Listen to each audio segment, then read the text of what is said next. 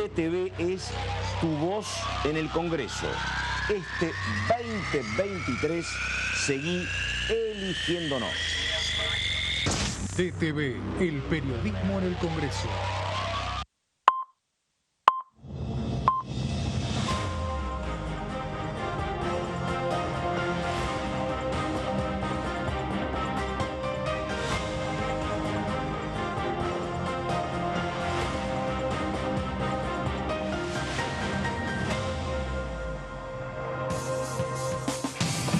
¿Cómo les va? Muy buenos días. Exactamente las 10 de la mañana, jornada de viernes. Estamos comenzando esto que apunta básicamente a repasar lo que aconteció en la semana, un martes muy intenso en materia de reunión de comisiones, y ver lo que está muy cerca, que es el tratamiento del presupuesto 2024, que está acordado por parte de oficialistas y opositores en empezar a tratarlo después de las elecciones del próximo domingo 19. Así que vamos a ver básicamente un tema que tiene que ver con algo clave, que es la separata, separata del presupuesto 2024.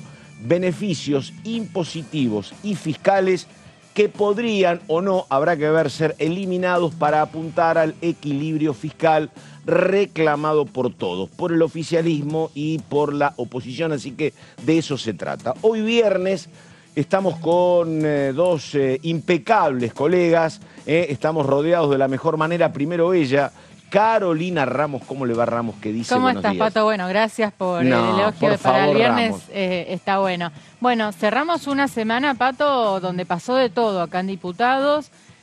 A nivel de comisiones, bueno, tuvimos una reunión de juicio político importante. También tuvimos el debate sobre financiamiento educativo, que ya tiene dictamen tanto de educación como de presupuesto de Hacienda. Tuvimos una declaración conjunta sobre los ataques terroristas de Hamás. Tuvimos el debate sobre la cesárea, también en la Comisión de Salud. Guido seguramente va a estar contando detalles sobre el tema. Así que una semana bastante completa, sobre todo se concentró en el martes, ¿no? Entre martes y miércoles. Así que ya entramos también en simultáneo en la recta final de la campaña electoral, ¿no? ¿Trabaja el domingo? Trabajo el domingo. Muy bien, bueno, hay mucha atención puesta justamente en la provincia de Córdoba, que conoce particularmente a Ramos, así que después le pregunto. Y él es Guido Braslavsky. ¿Cómo le va, Guido? ¿Qué dice? Buenos días. ¿Qué tal, Pato? ¿Qué tal? Muy bien, muy bien. Bien. Bueno, muy a bien. ver, Braslavsky, pregunto, está todo lo que estaba señalando recién Ramos, pero me parece que hay un micro y macro clima que apunta básicamente a encuestas y la última semana previa a las elecciones. Sí, ¿no? bueno, el debate también. Sí, totalmente. El debate, recorrieron los candidatos provincias. Sí. Es clave en Ayer este en tramo Mendoza final. estuvo Milei en Mendoza. Sí. Bueno, Sergio Massa estuvo en Misiones. Sí, hablando en Iguazú, En Misiones. efectivamente. Y de la importancia de los países limítrofes y del vínculo con Brasil, efectivamente. Sí. Habló de cambio climático. También dijo para llegar a 10 millones de turistas, ¿no? El tema de Puerto Iguazú, cataratas, y bueno, contrapuso con su rival que no cree en la agenda climática, y Massa trató de sacar ventaja en ese sentido en su visita a Misiones, de contrastar el tema de los dos modelos de país que hablan. Bueno, tramo final de campaña, provincias, y ahora debate este domingo, donde todos vamos a estar trabajando. Y ¿Le toca ir ahí o no? No. Está bien. Porque están haciendo hincapié en que la verdad, la escenificación y el modo de manejo que van a tener los candidatos es como bastante singular, ¿no? Con mucha disponibilidad de tiempo, de lugar, con corralitos. Primero, yo creo que va a ser más dinámico y menos estructurado, porque ese debate entre 5 candidatos hacía que estuviera todo muy pautado, ¿no? Sí. En cuanto a los tiempos y todo. Ahora, 2 innovaciones importantes va a ser una, que no se permiten los papeles escritos. No, exactamente. Y la otra, que van a poder circular mientras están hablando en una zona acotada, pero van a poder circular mientras hablan, ¿no? Y el tema de los no papeles escritos fue fallo dividido de la Cámara. 2-1. 2-1. Sí. Lo pidió el equipo de Massa. Milei quería poder llevar machete, podemos decirle, Bueno, machetes no, pero va a haber papel en blanco y lapicera, me parece. Para que si vos querés tomar nota de algo, puede ser si estoy debatiendo con Braslaski y me llama la atención algo que dijo Guido, creo que va a haber espacio para que vos lo anotes lo y que no después está respondas. debe ser como la ley, ¿no? Lo que no está prohibido está permitido. Exactamente, exactamente. Lo que no se puede llevar exactamente. Escritos. Ahora, creo la verdad, ¿no? Porque hoy escuchaba a alguno de los que participaron en la organización que esta es una, no sé si la palabra es victoria, pero es un gran logro del sistema democrático, de la Cámara Nacional Electoral y de los partidos en su conjunto, que sea palabra santa este debate. La verdad, nadie se puede negar, tenés sanciones muy importantes, se hace en un lugar neutral, democrático, no es un canal privado. Repito, me parece que es un tema muy, muy importante y todos respetan a rajatabla las condiciones previas. Y además, en una elección pareja parece que puede ser decisivo. Me parece que es un logro. Esto hasta hace ¿cuánto? ¿8 años? 2016 no fue, Caro, 2016. Sí, fue un logro del Congreso, te diría, en realidad, Mirá porque al sancionar la ley, digo, hasta el momento venían siendo iniciativas privadas. ¿Te acordás de este grupo de organizaciones que se llamaba Argentina Debate? Organizó la primera experiencia, digamos, pero al ser por ley, si un candidato se niega a participar, tiene sanciones que tienen que ver con el retiro de publicidad oficial y demás, con lo cual el costo político a pagar es alto y se ha transformado sin dudas en un elemento importante. No sé qué tan decisivo, pero sin dudas concentra mucha atención. Picos de rating tuvo en sus 2 primeras ediciones, o sea, para las PASO y para las generales. Y para este domingo se prevé algo similar. Yo sé que conozco a un camarista federal y me parece que es elogiable la capacidad de adaptación que han tenido, porque él me decía, toda nuestra vida como camarista electoral fue discutir boletas, discutir con candidatos, con jueces, con representantes, con apoderados.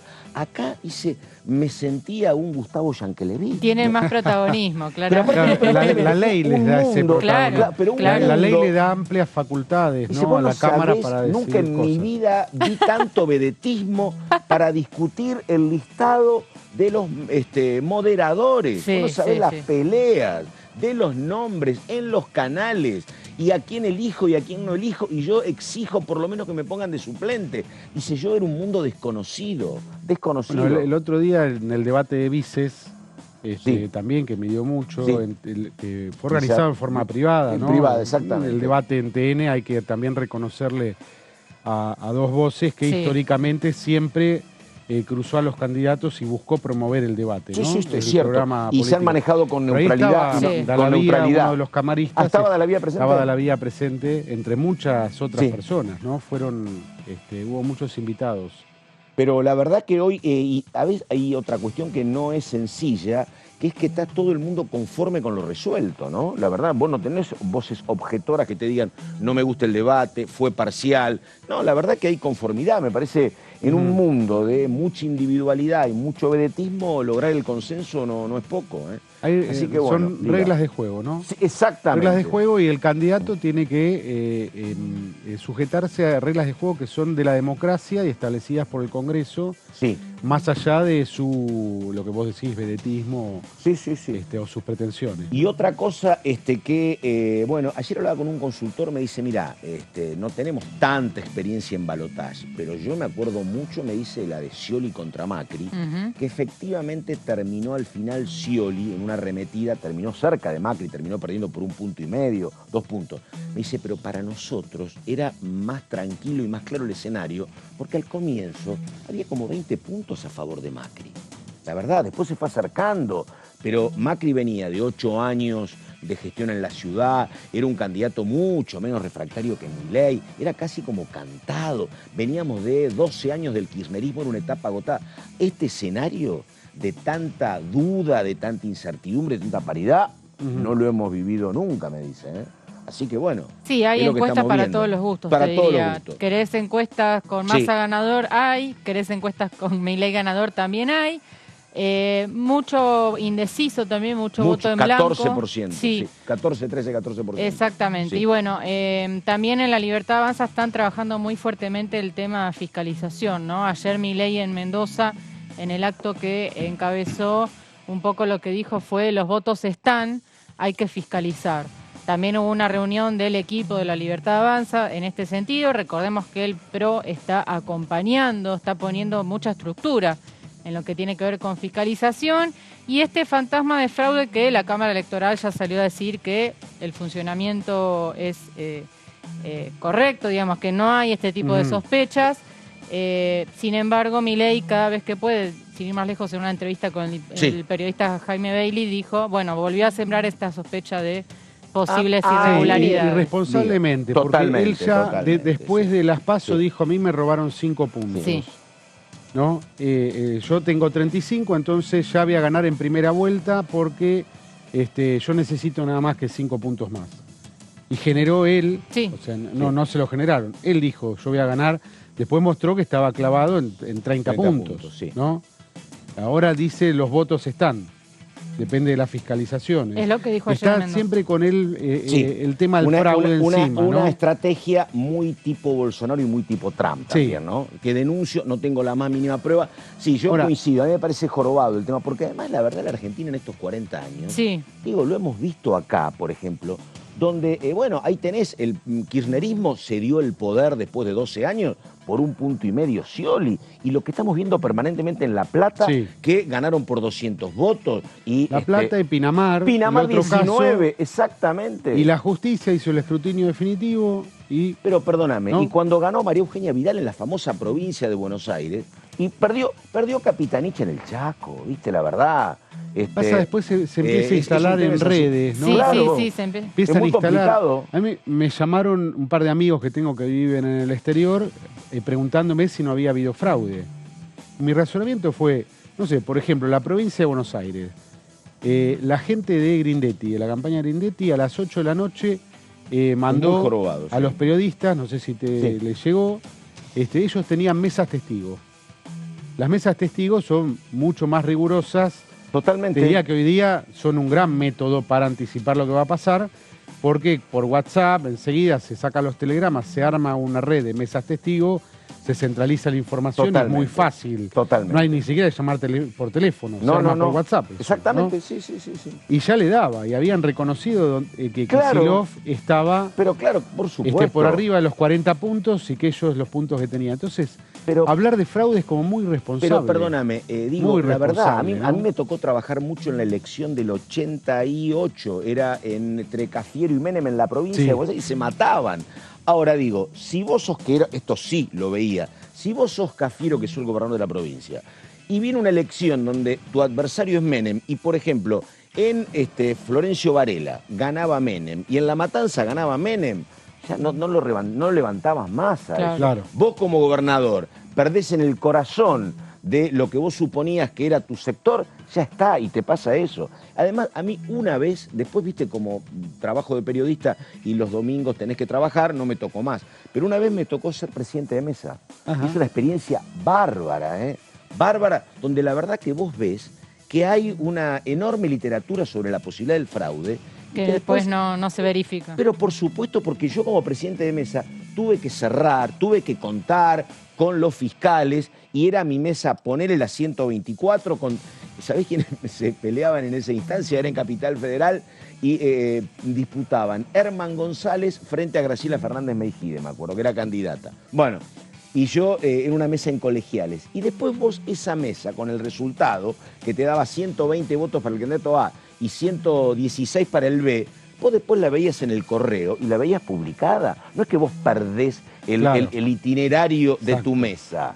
La verdad, si hay un control es como imposible. Pero bueno, con el tema del fraude se alerta mucho y se joroba mucho. Sí. Se empiezan a buscar explicaciones pero ¿por qué esto salió así? Pero ellos saben, ¿viste? Porque Grindetti no dijo nada. No, bueno, pero por eso. Y el peronismo cuando le tocó perder no dijo nada. Porque tienen las mesas testigos, porque ya saben. Claro. ¿No? Otro dato, otro número que me daba ayer el mismo encuestador que me decía, tengo un lío, me dice, si vos le preguntás por fidelidad de voto a la gente que vota a Massa, 95% de fidelidad, o sea que 5% podría cambiar, 95 a 5. Y le preguntás a la gente que votó a Milei, 92 de fidelidad, 8 que te podría cambiar. Son números que hacen en escenarios muy, muy peleados, muy peleados. Están mirando eso. Sí.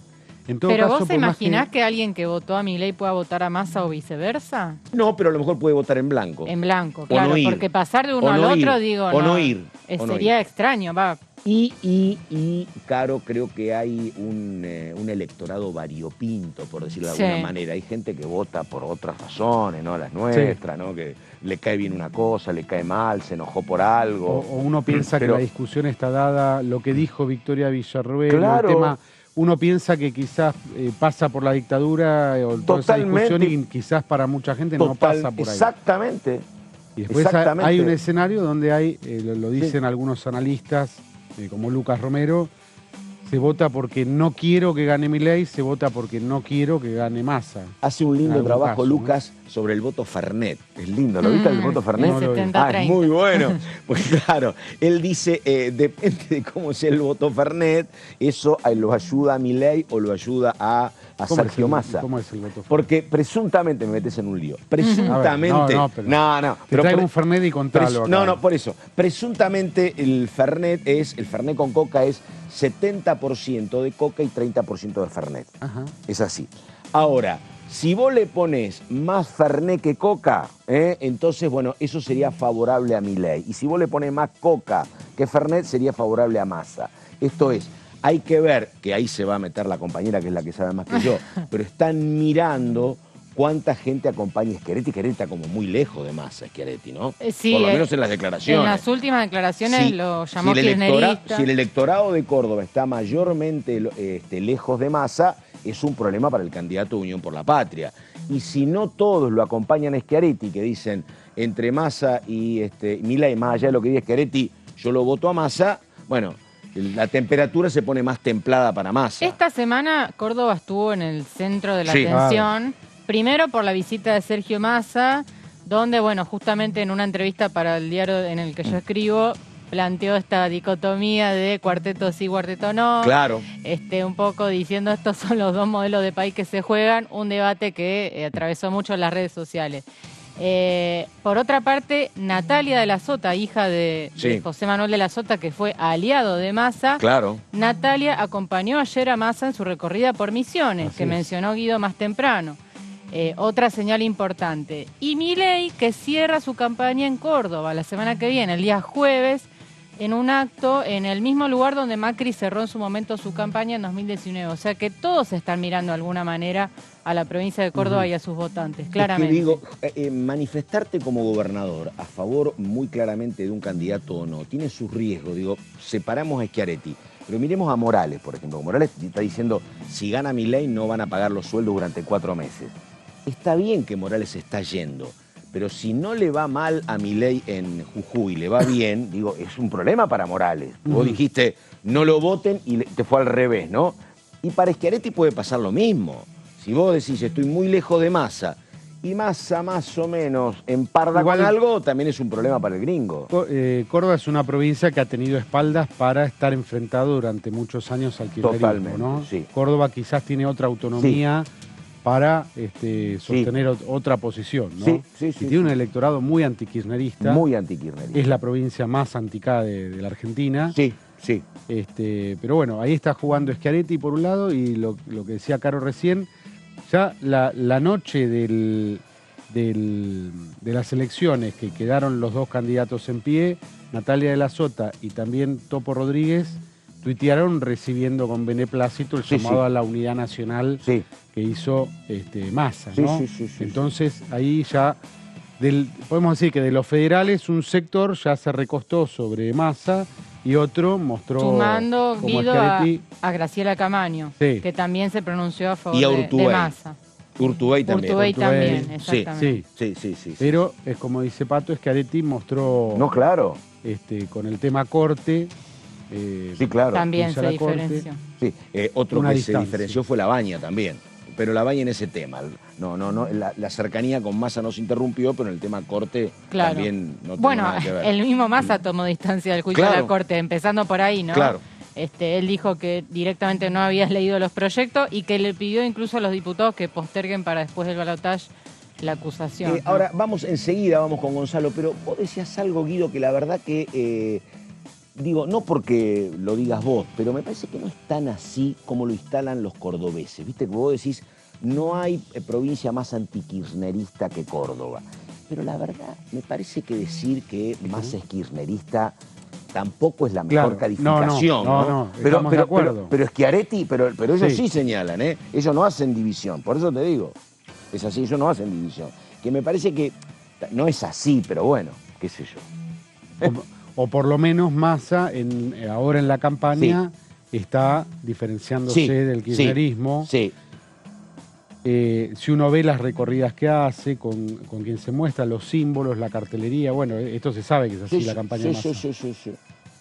En cambio, el otro día teníamos a Agustín Rossi, se mostraba en la tele quiénes acompañaban a Agustín Rossi del oficialismo. Lo vi a Carmona, yo, por ejemplo. ¿no? ¿Lo vieron a Carmona? Carmona estaba ahí. Estaba, como decía un colega, todas las tribus del kirchnerismo y del oficialismo estaban. No sé si estaba Grabois, alguien del sector de Grabois. No vi a nadie. Pero después estaba desde Sergio Palazzo a... No sé, ahora si nombro me va a quedar con gente afuera, pero estaba Héctor Daer. Sí, Carla Bisotti, había varios, Victoria Donda, sí, varios sectores. Bueno, a ver, estamos con el señor Vaslasky, estamos con la señora Carolina Ramos y vamos con Gonzalo. Gonzalo, ¿cómo te va? Buen día.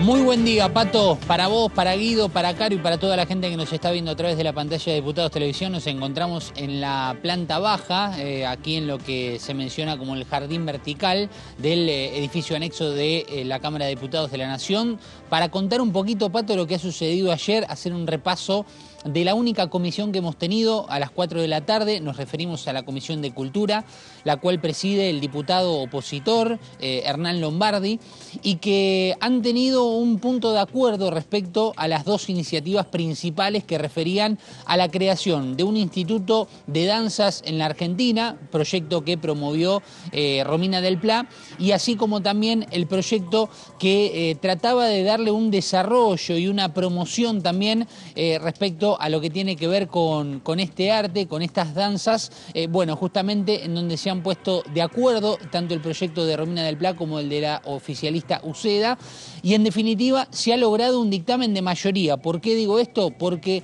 desde Juntos por el Cambio lo que han propuesto es hacer un dictamen de minoría, revisar algunas cuestiones presupuestarias para ver el costo fiscal de este proyecto, y que ellos creen o entienden que tal vez desde el Ministerio de Cultura se podría hacer cargo con su presupuesto justamente de la apertura de este instituto.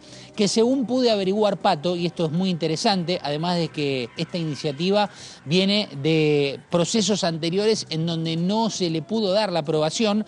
2012 fue el año de la primera presentación de este proyecto, y recién ahora en 2023 se puede dar el primer giro y el primer visto bueno que parece tener de cara a una posible sesión especial próxima. Y digo esto porque así lo mencionó Hernán Lombardi, que dijo que además de que obviamente falta el giro para la Comisión de Presupuesto y Hacienda, al extenderse el calendario y la posibilidad de tener sesiones ordinarias hasta el 9 de diciembre, es una gran posibilidad que este proyecto y otros también que ya tienen la aprobación en la Comisión de Cultura estén en una próxima sesión. Después, de ahí a que suceda, esto lo veremos. Pero hay un punto muy importante respecto a esta cuestión de las danzas, que, a ver, Pato, si nos ponemos a analizar, ayer comentábamos, ¿no?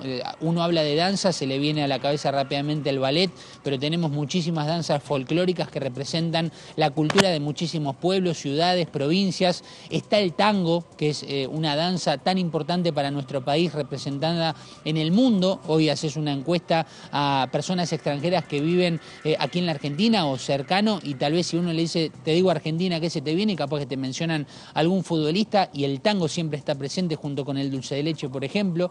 Pero la realidad es que aquí va a tener una gran representatividad cada una de las provincias.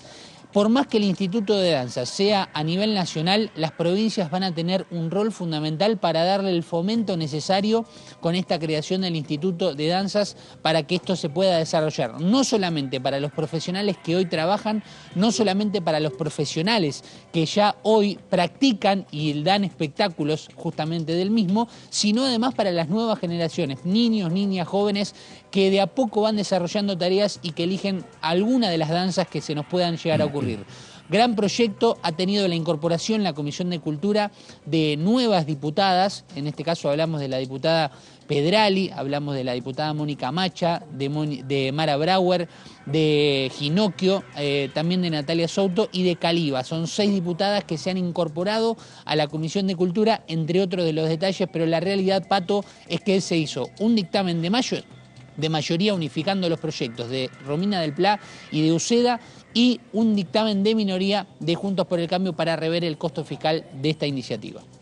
Perfecto, caballero, gracias. 10 de la mañana con 25 minutos, estamos en la primera mañana y ahora el testimonio justamente de la diputada Uceda, que decía lo siguiente, a ver. Es altamente positivo el resultado porque se logró el dictamen de la comisión sobre un proyecto unificado en el que trabajamos de una manera muy ardua, pero también muy respetuosa y democrática con Romina del Pla, la diputada Romina del Pla y su equipo, en donde pudimos concluir una síntesis que no es ni más ni menos que la voluntad de los movimientos y las organizaciones del Movimiento Federal de la Danza.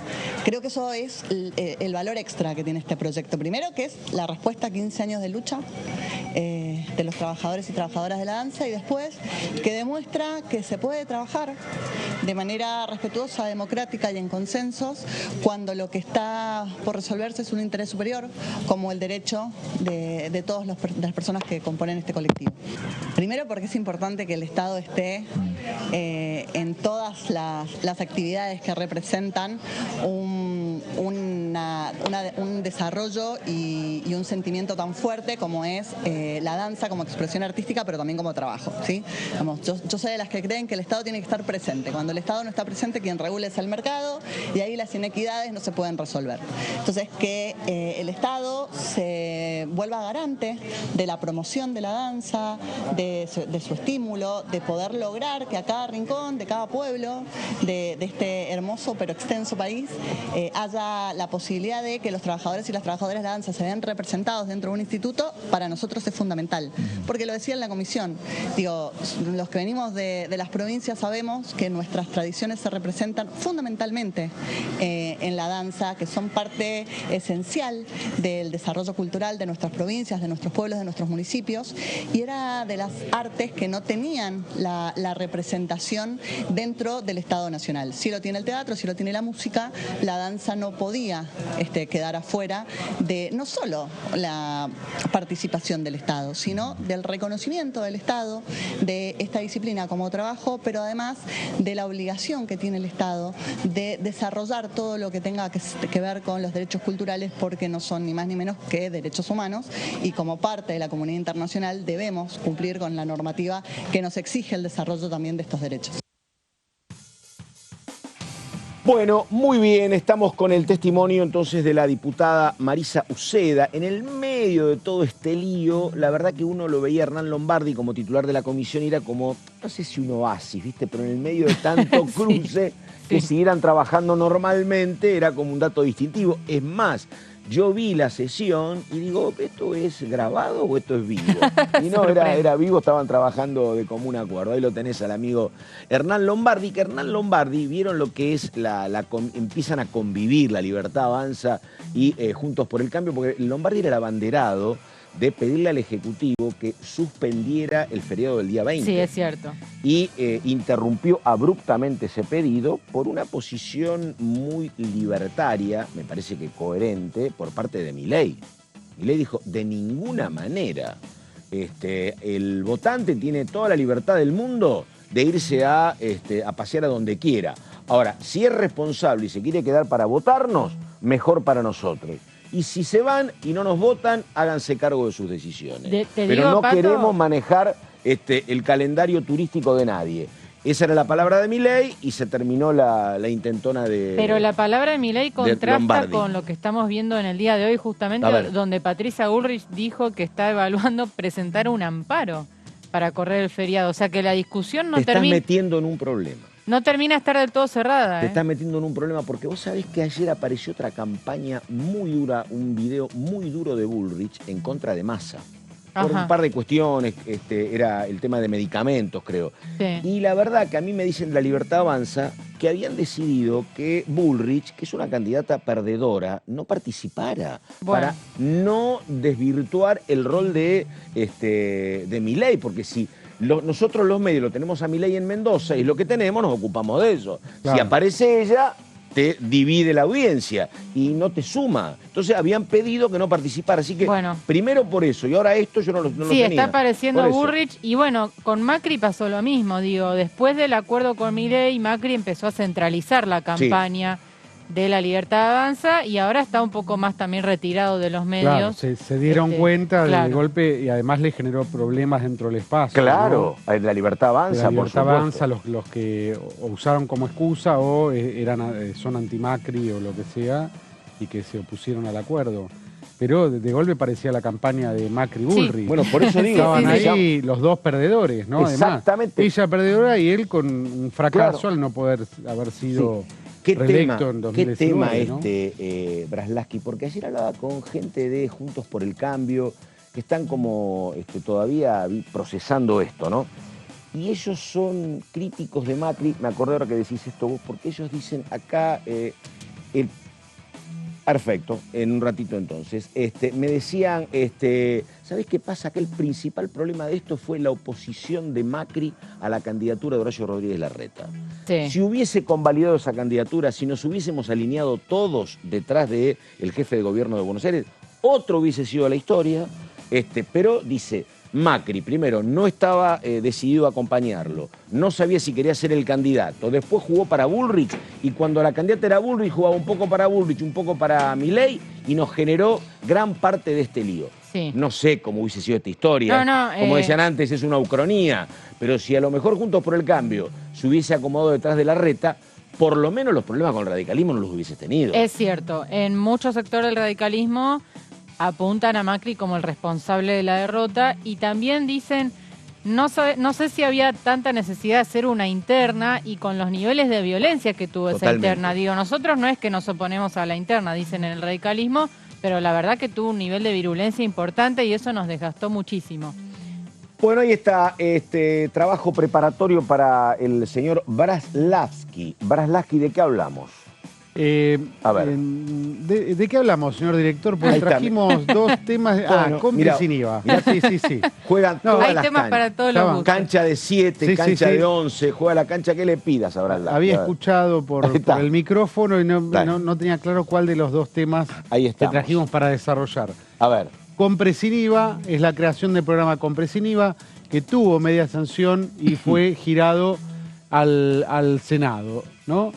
Se aplica desde septiembre mediante una resolución del Ejecutivo, la devolución del IVA, y la intención del gobierno, del actual oficialismo, es que esto quede ya establecido por ley, ¿no? Lo cual trajo problemas con la oposición, que vamos a ver, diferencias.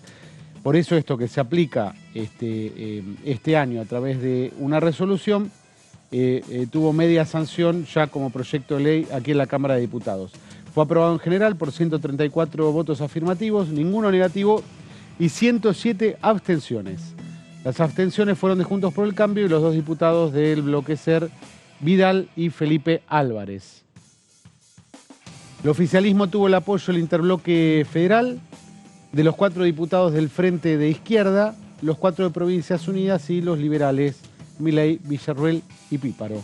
Acá, primer dato que destacamos, esto logró unir a la izquierda y a los liberales. Claro, si yo decía. Por distintos motivos, ¿no? Desde el lado de la izquierda, bueno, una cuestión de justicia social, le devolvemos el IVA a los sectores más... Yo decía, la verdad, que nunca visto el arco de respaldo al oficialismo iba de Milei a Miriam Bregman, si querés ponerle nombre y apellido. Sí, no, un logro importante. Y por el lado de los liberales, el tema de la baja de impuestos, que es parte de su plataforma. Todo lo que sea quitar impuestos, dicen, ahí estamos, ¿no? La siguiente, el artículo 8, es el que establece el plazo del proyecto. Artículo clave, ¿no? El plazo. ¿Cuál es el plazo? Para la devolución. Se votó entonces de manera nominal y resultó con 129 votos afirmativos, 111 negativos, que fueron de Juntos por el Cambio, los 3 liberales del interbloque federal dividido, ¿no? Carlos Gutiérrez, Ignacio García Aresca, los 2 del bloque SER, Vidal y Felipe Álvarez, y no hubo abstenciones. Ahora lo vamos a ver, pero bueno, vale la pena anticiparlo. El tema es que la oposición quería que esto rija hasta el 9 de diciembre. No comprometer la política tributaria del futuro gobierno. Entonces ahí el plazo del compre sin IVA fue clave en la resolución del proyecto. ¿Qué dice el proyecto? Bueno, crea el programa Compra sin IVA, destinado a reducir la carga tributaria que recae fundamentalmente sobre los bienes de la canasta básica alimentaria. Perdóname, te pregunto, Guido, porque se nos fue un poco, comprensiblemente, como pasa siempre, en la ansiedad. ¿Te acordás cuando empezó a funcionar? Estábamos todos mirando la tarjeta de débito, si nos habían hecho el descuento o no. Eso está institucionalizado, ¿no? Y la verdad, porque yo me doy cuenta cuando miro la de débito y el descuento está funcionando a la perfección. Sí, llegan los descuentos. Totalmente.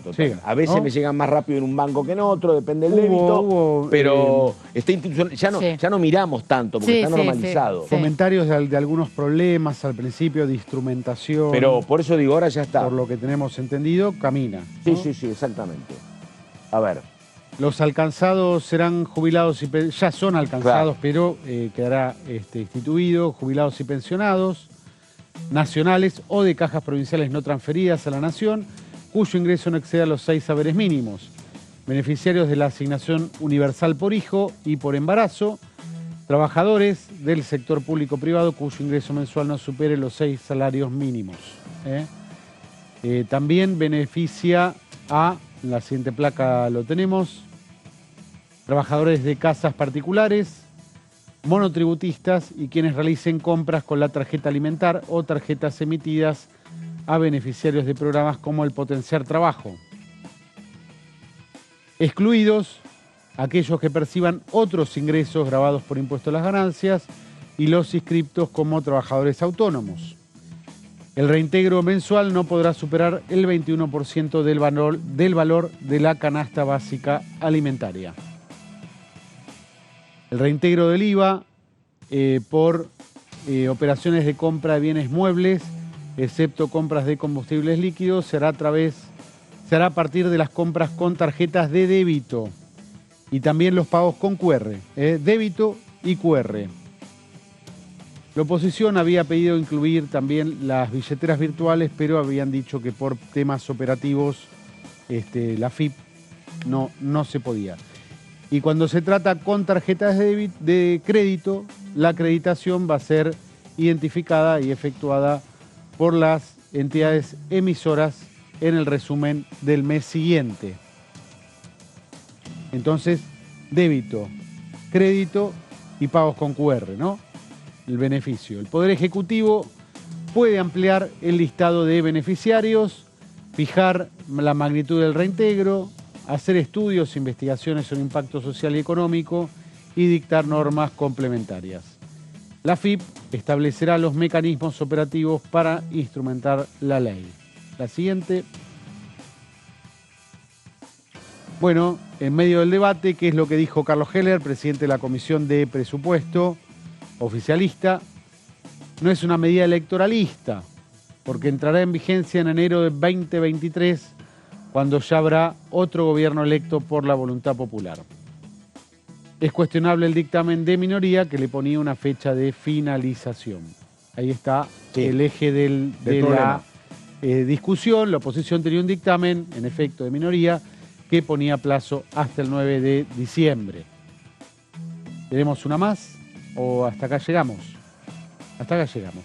Sí, agregar, Guido, que como vos bien dijiste, este tema está pendiente de tratamiento en el Senado. En el Senado, donde ya tuvo dictamen. Exacto, tiene dictamen favorable y está pendiente de votación.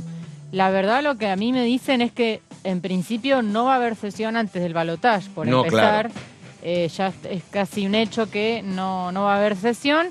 Y está bastante complicado el tema porque el oficialismo le cuesta también conseguir el quórum en el Senado. Sí, Recordemos que tiene un senador que tuvo un tema de salud, tuvo una ACV, y otro que... ¿Quién, Caro? No sé. ¿Quién? Está bien. El senador Uñac. Uñac, mira vos. Y por otra parte el senador que ha fallecido, el senador Matías Rodríguez Sí. de Tierra del Fuego, bueno, Sí. hay que reemplazarlo en su banca, ¿no? Entonces, la verdad que está Claro. complicado conseguir el quórum, más en época electoral, donde todos sabemos que cuesta todo un poco más. Así que tanto este tema compra sin IVA como también otros proyectos que tienen mediación de diputados, te diría que están bastante complicados, ¿no? de avanzar. Sí, un tema, ustedes que son gente informada, a mí me llamó la atención y yo creo que debe tener que ver, a lo mejor me equivoco, tiene que ver con, me parece, el debate Villarruel-Rossi. Es un tuit de Mario Raúl Negri, un novato en estas Sí. cosas, ¿no? Bueno, dice, la democracia retornó hace 40 años gracias a un pacto social, ¿lo viste? Lo vi. ¿Viste? Enorme, que condenó los crímenes de lesa humanidad de la dictadura, que no fueron excesos y han sido juzgados y condenados. No es buen síntoma que 4 décadas después se intente romper un pacto democrático y retroceder. Yo a lo mejor me equivoco, pero, qué sé yo lo asocio a lo que pasó en un momento del debate entre Villarruel y Rossi, donde Rossi intentaba que ella dijera que en todo caso la posibilidad de liberar a los condenados era una opción. Pero no sé si tiene que ver con eso. Pero que haya aparecido esto de Negri es como sugestivo, me parece, ¿no? El tema Sí. atravesó todo el debate, Me te parece- diría. claro. Y, Bueno, y muy, se puso- Sí, muy claro. explícitamente cuando ella negó los 30.000 desaparecidos, ¿no? Esto lo negó, habló de otra cifra, bueno. Por eso a mí me Volver parece... a debatir un tema donde... Pero digo, a mí me parece una manera muy elegante de Mario Raúl Negri decirle con esto no. Me parece que creo que a lo mejor hay otro detalle que yo me estoy perdiendo y la destinataria era otra cosa u otro momento. Pero es un tuit que tiene 23 horas, más o menos estaba escrito después, por eso. Y después no pasó más, después Mario se ocupó de otras cuestiones, ¿no? Sí. Pero bueno, nada, me llamó un poco la atención. Tiene que ver con lo que estamos planteando antes, todo el debate que hay en el radicalismo de cómo seguir en este momento, ¿no? En Juntos por el Cambio, cuántos se acercan a Milei, cuántos no se acercan, Sí. me parece, ¿no? Sí, totalmente. Bueno, el tema del negacionismo también se coló en el debate. Bueno, se está debatiendo en este momento una ley antinegacionismo, ¿no? Para aplicar Sí. sanciones y penas a funcionarios públicos que nieguen cuestiones vinculadas al pacto democrático, ¿no? Básicamente. A mí, no sé si ustedes yo no lo tengo claro. Es que yo decía, ¿qué hubiese pasado si...? Porque la verdad que Milei aparece en gran parte de su vida como un economista liberal libertario, donde él hacía hincapié, salvo alguna cuestión excepcional, siempre en temas económicos, no se metía en otras cosas, ¿no? Digo, si querés tenés muchos casos de maltrato a la mujer, por ejemplo, como consecuencia de su carácter, pero digo, esta alianza con sectores procesistas es una decisión que toma no hace mucho tiempo y que no está tampoco claro por qué se junta justamente con Villarruel y no con alguien más neutral, ¿no? Es como una mochila que se carga, me parecería a mí, ¿no? Es llamativo, es decir... Porque digo, el origen de él él no arranca reivindicando la dictadura, él arranca hablando de economía nada más, ¿no? Y después aparece este dato que está claro que tiene mucho peso en la discusión, ¿no? Se habla casi más de estas políticas negacionistas que de la idea de cerrar el Banco Central, por ejemplo. O sea, ya de por sí es llamativo que Milei, con las posiciones que expresa, ¿no? De ideas liberales, recostado en su segunda candidata, la incorporación de Villarruel y el rol que toma. Las posiciones que expresaba Villarruel hasta hace poco tiempo eran marginales en la política argentina. Exactamente. Y hoy ocupan un centro, ¿no? Totalmente, sí.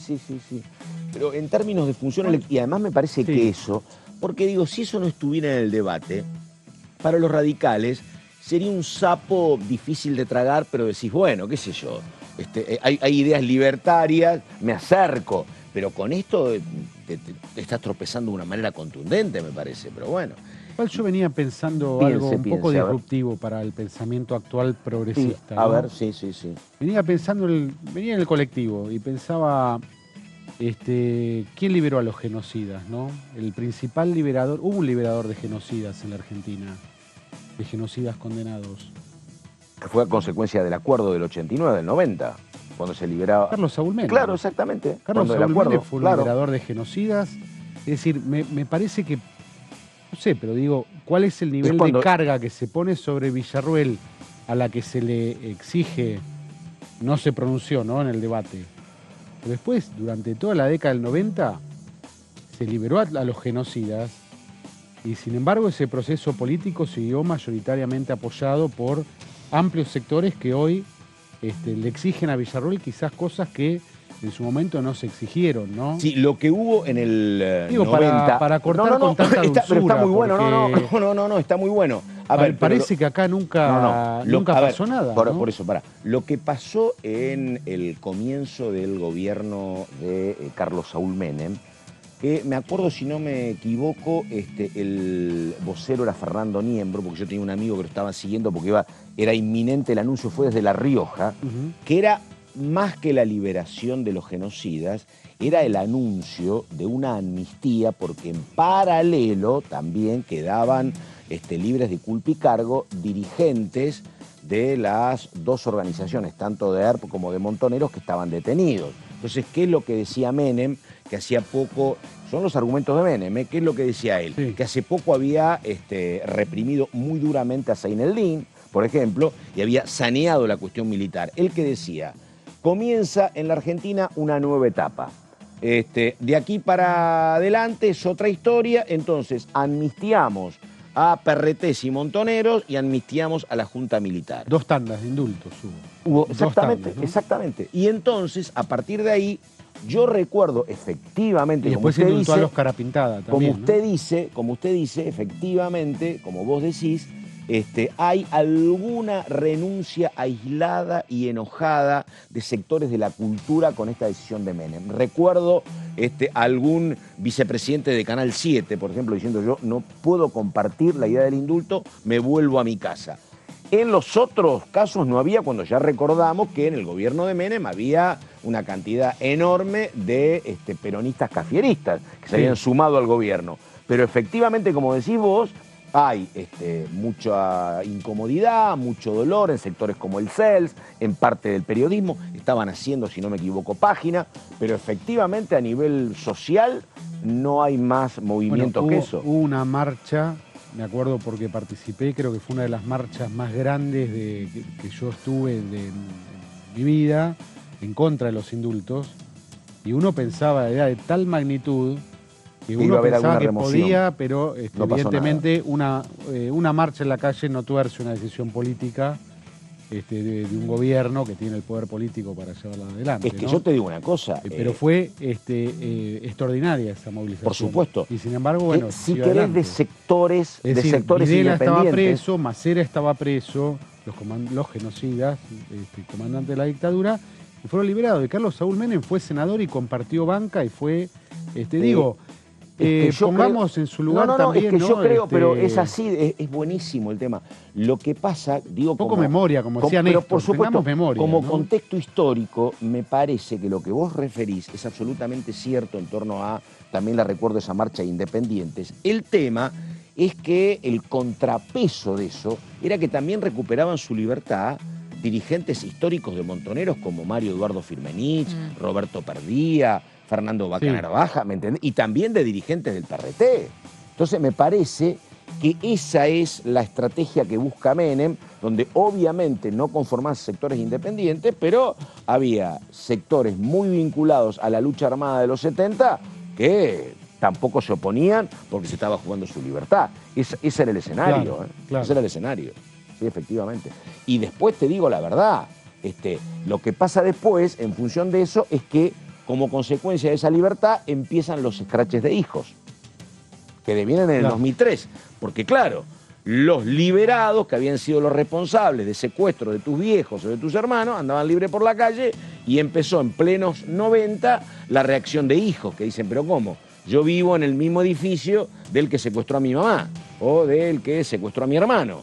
Y eso, bueno, fue generando el clima previo a las decisiones del 2003. Claro. Y el, si no y me, el a derecho lo mejor a me la olvido verdad, de algún ¿no? momento histórico, pero me parece que va por acá. El derecho a la verdad mantuvo también judicialmente la llama viva de perseguir penalmente luego los juicios por la verdad, ¿no? Claro. En esa época esa doctrina no me estoy acordando de mantener el porque vos derecho a la decís, verdad. claro, porque el que condena, porque el que soporta los golpes carapintadas es Alfonsín, claro, y después en el 90 el que hereda eso es Zaineldin y Menem reprime, pero me estoy olvidando, claro, cuando él amnistía también a ricos, esa parte la tengo menos clara. Sí, en la segunda tanda de indultos también los carapintadas del 87 y Sí. adelante.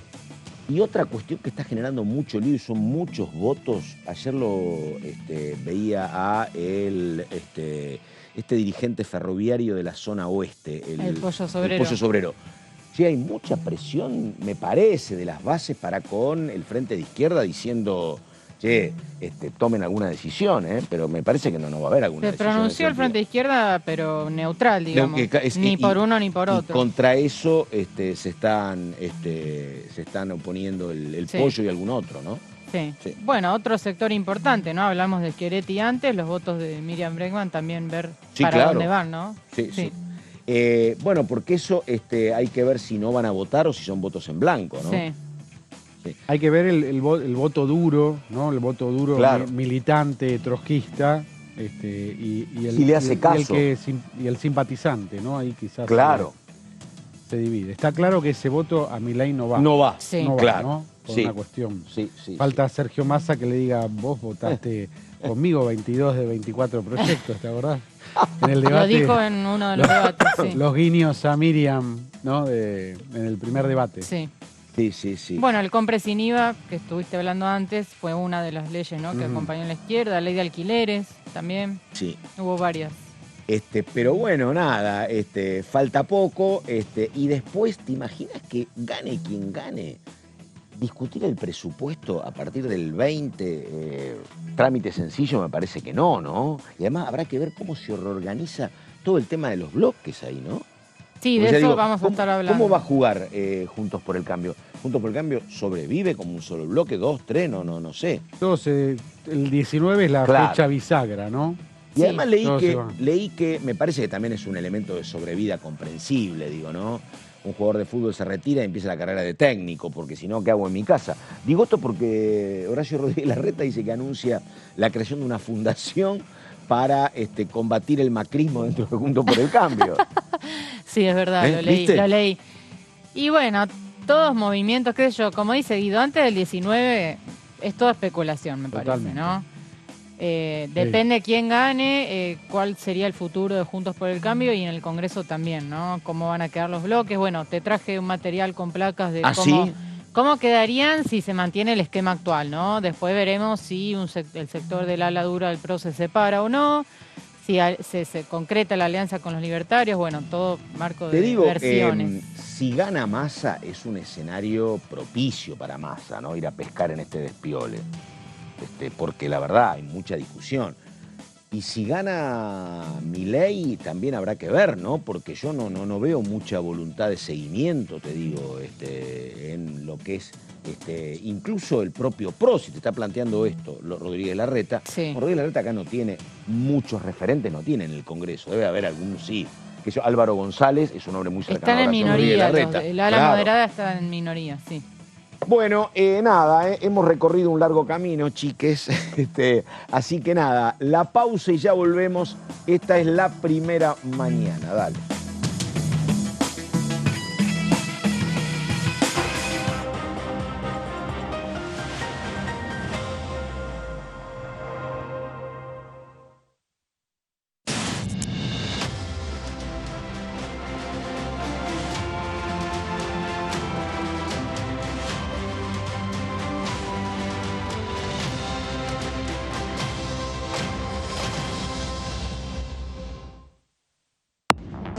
Muy bien, aquí estamos.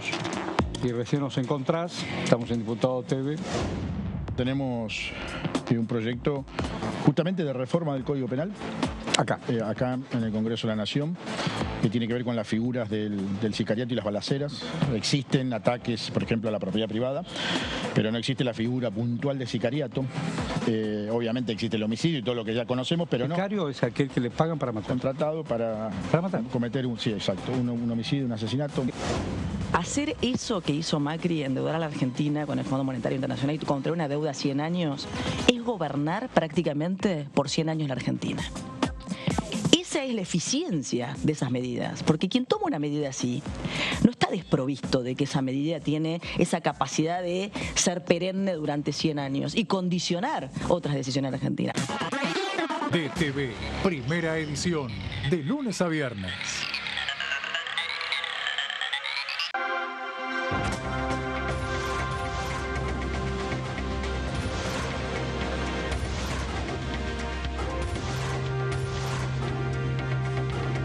Ellos son tu voz en la primera edición.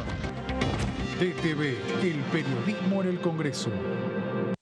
Si somos dueñas y dueños de nuestros libros, somos protagonistas de un futuro mejor. Por eso, entregamos libros a millones de estudiantes. Además, otorgamos becas educativas para que las chicas y los chicos puedan terminar la escuela. Realizamos obras en universidades, fortaleciendo el sistema universitario nacional. Y este año, otorgamos y renovamos becas Manuel Belgrano, en carreras estratégicas para el desarrollo productivo del país. Con más educación, construimos un futuro mejor. La educación nuestra bandera. Ministerio de Educación. Argentina Presidencia.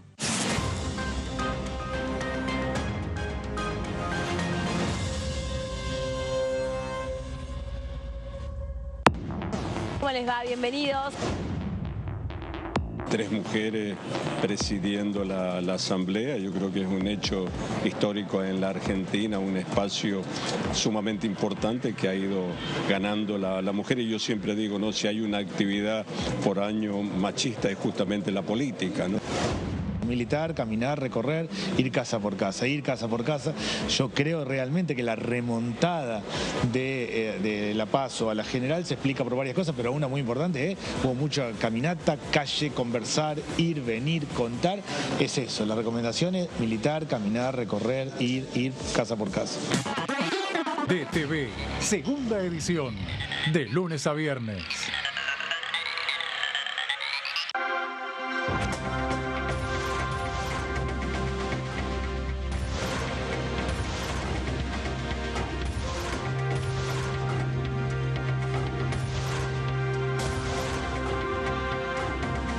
Ellos son tu voz en la segunda edición.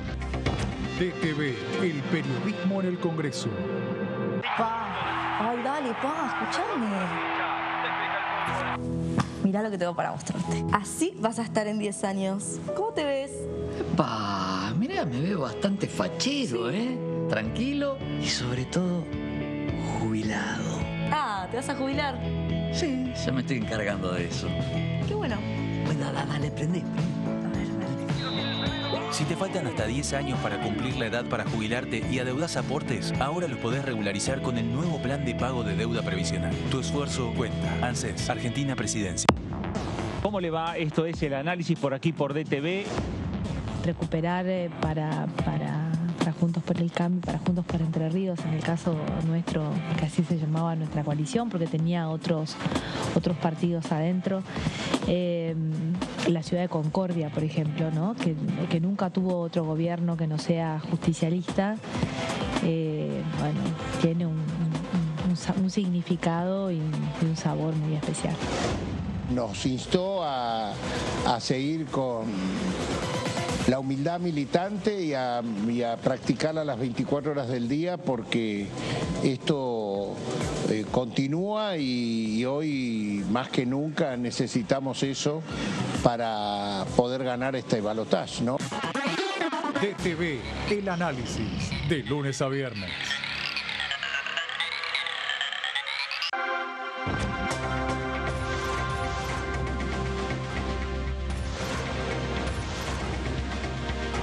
Ellos son tu voz en DTV, el resumen. DTV, el periodismo en el Congreso.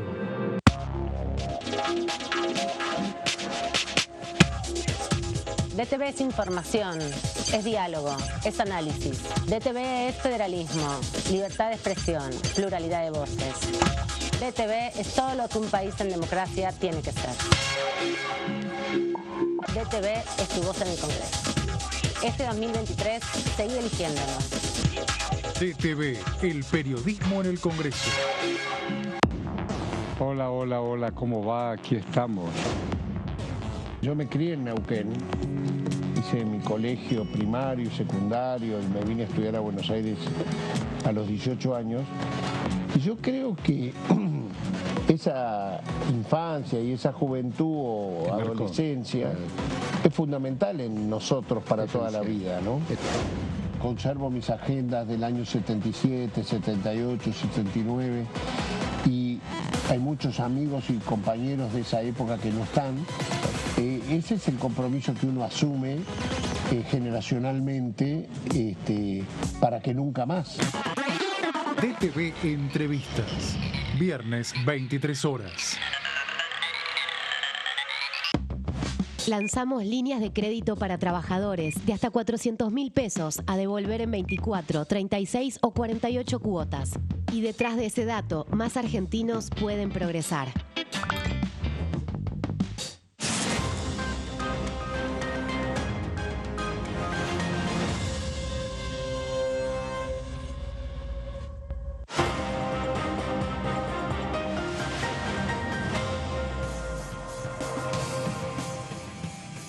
Bueno, estamos con Caro Ramos en un ratito, que está preparando el trabajo que tiene que ver con todo lo vinculado, ahí está, dejamos el agua, todo lo vinculado a cómo quedaría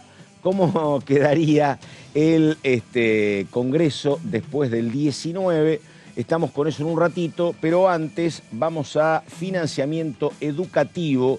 Sola Berrieta, diga por favor.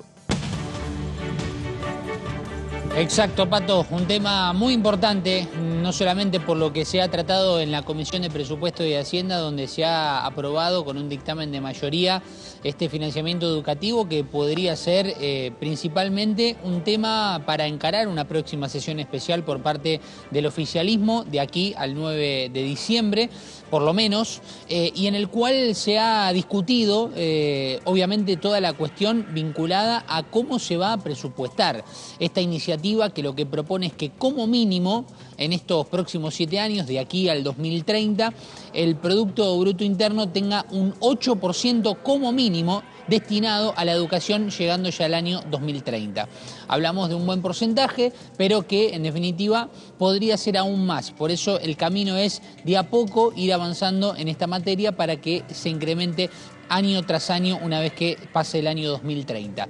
Además de también incluir los 190 días de clase durante el año. Esto habla de un presupuesto que se estaría destinando en su gran mayoría desde el jardín de infantes o inclusive los jardines principales, con los niños y niñas que van a partir de los 45 días de vida en adelante, luego el nivel primario, el nivel secundario, y luego se destinaría una parte más chica, sería el 1,5 de ese 8% del Producto Bruto Interno, para lo que sería universidades, que se entiende con la creación inclusive de nuevas universidades, esto estaría complementado. El problema principal o la disidencia principal por la cual la oposición básicamente lo que propuso es que se revea esta cuestión de cómo las provincias van a respetar su condición, porque si no es por un convenio o por la adhesión, por la cuestión coparticipable, no debieran justamente tener que incluir en su presupuesto para la materia educativa. En definitiva, este proyecto tan importante y que seguramente vaya a tener un rol fundamental en una próxima sesión especial, ha quedado aprobado y ya estaría lista para llegar al recinto. Así que, Pato, lo único que faltaría esperar es que justamente después de las reuniones informativas que han tenido antes, que fueron 4, inclusive con la presencia de Jaime Persic explicando la importancia de este proyecto y también explicando un poco todo el andar, ¿no? A partir de lo que han sido allá por la época del 2005, la iniciativa de poder tratar de reproducir aún más en todas las provincias la cantidad de escuelas, de universidades y también de incrementar el presupuesto, ha explicado un poco todo el panorama anterior al mismo. Así que la idea es justamente, ya al estar aprobado también en la Comisión de Presupuesto y Hacienda, es que el financiamiento educativo ya está listo para ir a una próxima sesión especial. Bueno, perfecto, caballero. Muchas gracias. Había un filósofo español, creo que era Ortega y Gasset, que decía aquella frase famosa de argentinos a las cosas, ¿no? Porque la verdad que el tema de la construcción de aulas para jardines de más de 3 años, ¿cuánto hace que estamos con eso, no? Hace mucho, mucho tiempo. Y es nada, son 4 paredes, digo, un poco de presupuesto, no es tan complicado. Y sin embargo la cuestión se demora y estamos en la mitad, dice Persic, de las aulas necesarias. Qué sé yo, ojalá que funcione con esto, pero cuesta arrancar a veces. Bueno, vamos con Carlos Heller, presidente de Presupuesto y Hacienda, habla de la separata, explica de qué se trata y después Carolina Ramos, a ver. Vamos a dar comienzo a esta reunión de carácter informativo de la Comisión de Presupuesto y Hacienda que hemos convocado para el día de la fecha a efectos de comenzar a analizar, en este caso, los contenidos de lo que se ha denominado la separata, que en oportunidad de la elevación del proyecto de presupuesto enviado por el Poder Ejecutivo para su consideración, se adjuntó a los fines de que este cuerpo pudiera considerar la viabilidad de utilizar algunos de aquellos recursos incluidos en la separata con el objetivo, reiterado incluso estos días por el ministro de Economía, de mejorar el resultado fiscal previsto en el proyecto de presupuesto, que como todos ustedes saben está previsto con un déficit de 0,9 del PBI y con el objetivo de apuntar a un presupuesto que dé un superávit del 1% del PBI. Y en ese sentido entonces se pone a disposición de, en este caso, la Cámara de Diputados como Cámara cabecera y en primer lugar de la Comisión de Presupuesto como así corresponde, todos los elementos para que podamos analizar, dado que todas esas cuestiones, incluidas la separata, tienen que ver con diversos sectores, diversas actividades, diversas regiones, etcétera, etcétera, etcétera. Bueno, muy bien. Y ahora Germán Martínez, el titular del bloque del Frente de Todos, explicando también esto en torno a la separata, que es una cuestión clave que habrá que ver cómo se maneja para discutir el presupuesto en función del equilibrio fiscal a partir del próximo 21, porque el 20 es feriado, así que sería el 21, y habrá que ver si ese día empieza la discusión presupuestaria. Germán Martínez. Principalmente en muchos momentos, usted, presidente, se encargó muchas veces de hablar de la importancia que tiene el superávit fiscal. Creo que lo hizo en la última intervención cuando tratamos el tema IVA, si no me equivoco también, ¿no? Y que para nosotros es una columna que nos gustaría claramente recuperar, la del superávit fiscal, la del superávit comercial. Creo que estamos haciendo mucho en ese sentido. A veces sí se piensa solamente el superávit fiscal como una cuestión de recorte de gastos. Y acá nos están haciendo una propuesta de ver cómo podemos contribuir a un mayor equilibrio del resultado fiscal de las cuentas públicas en la Argentina por el lado contrario, que es por cómo le elevamos el nivel de ingreso. Y creo que esa propuesta que nos están haciendo es más que importante. Segundo, también valorar la decisión política de visibilizar este tema. Acá hay varios que antes de ser diputados hemos sido asesores en el Congreso y que al menos yo de los 17, 18 presupuestos que me ha tocado analizar en distintos momentos, esto de sacar la cuestión de los gastos tributarios y de otros beneficios impositivos de el cuerpo tradicional que tenían, el lugar que tenían dentro de los fundamentos de la ley de presupuesto, dentro del mensaje, y ponerlo en el formato separata, me parece muy valioso, porque sinceramente pasaba de largo este debate. Muy bien, y ahora vamos con un hombre de la provincia de Córdoba, muy meticuloso para el tema presupuestario, fue secretario de Hacienda en la provincia, hablo del radical Víctor Hugo Romero, que dice lo siguiente, a ver. ¿Cómo hacemos para el 40% de aquellos que no pagan tributo, tributen? Y en vez de pensar en una separata, empezar a ver cómo hacemos más equitativo en nuestro sistema tributario para que la Argentina recaude más y que sea producto de ensanchar la base de recaudación. Eso no lo discutimos nunca. Entonces, digo, me parece bien esta reunión informativa, pero si queremos trabajar en serio en el presupuesto, más allá que yo comparto, o creo, estoy convencido, que el presupuesto se analiza de manera integral. Primero también defino la política pública en función del gasto público y me definiciones como política pública del gasto y después veo los recursos para ver cómo financio. Y a partir de ahí genero un equilibrio con un criterio equitativo y solidario como financio las políticas públicas quiero definir en la ejecución del gasto. Ahora, claramente, si queremos hablar de política, hablemos, pero claramente la solución no pasa porque nosotros nos tiren la pelota para este lado y decir, defínenlo ustedes. No, primero definen ustedes la política pública y nosotros veremos si acompañamos o no. Bueno, ahí estamos, hablando de todo lo que está pasando y prestando atención a lo que señalaba el diputado Romero. Y ahora, a ver, ella, sí. Carolina Ramos, a ver. Sí, Pato, vamos a hablar de la separata, que es justamente de lo que hablaban los testimonios que acabamos de escuchar.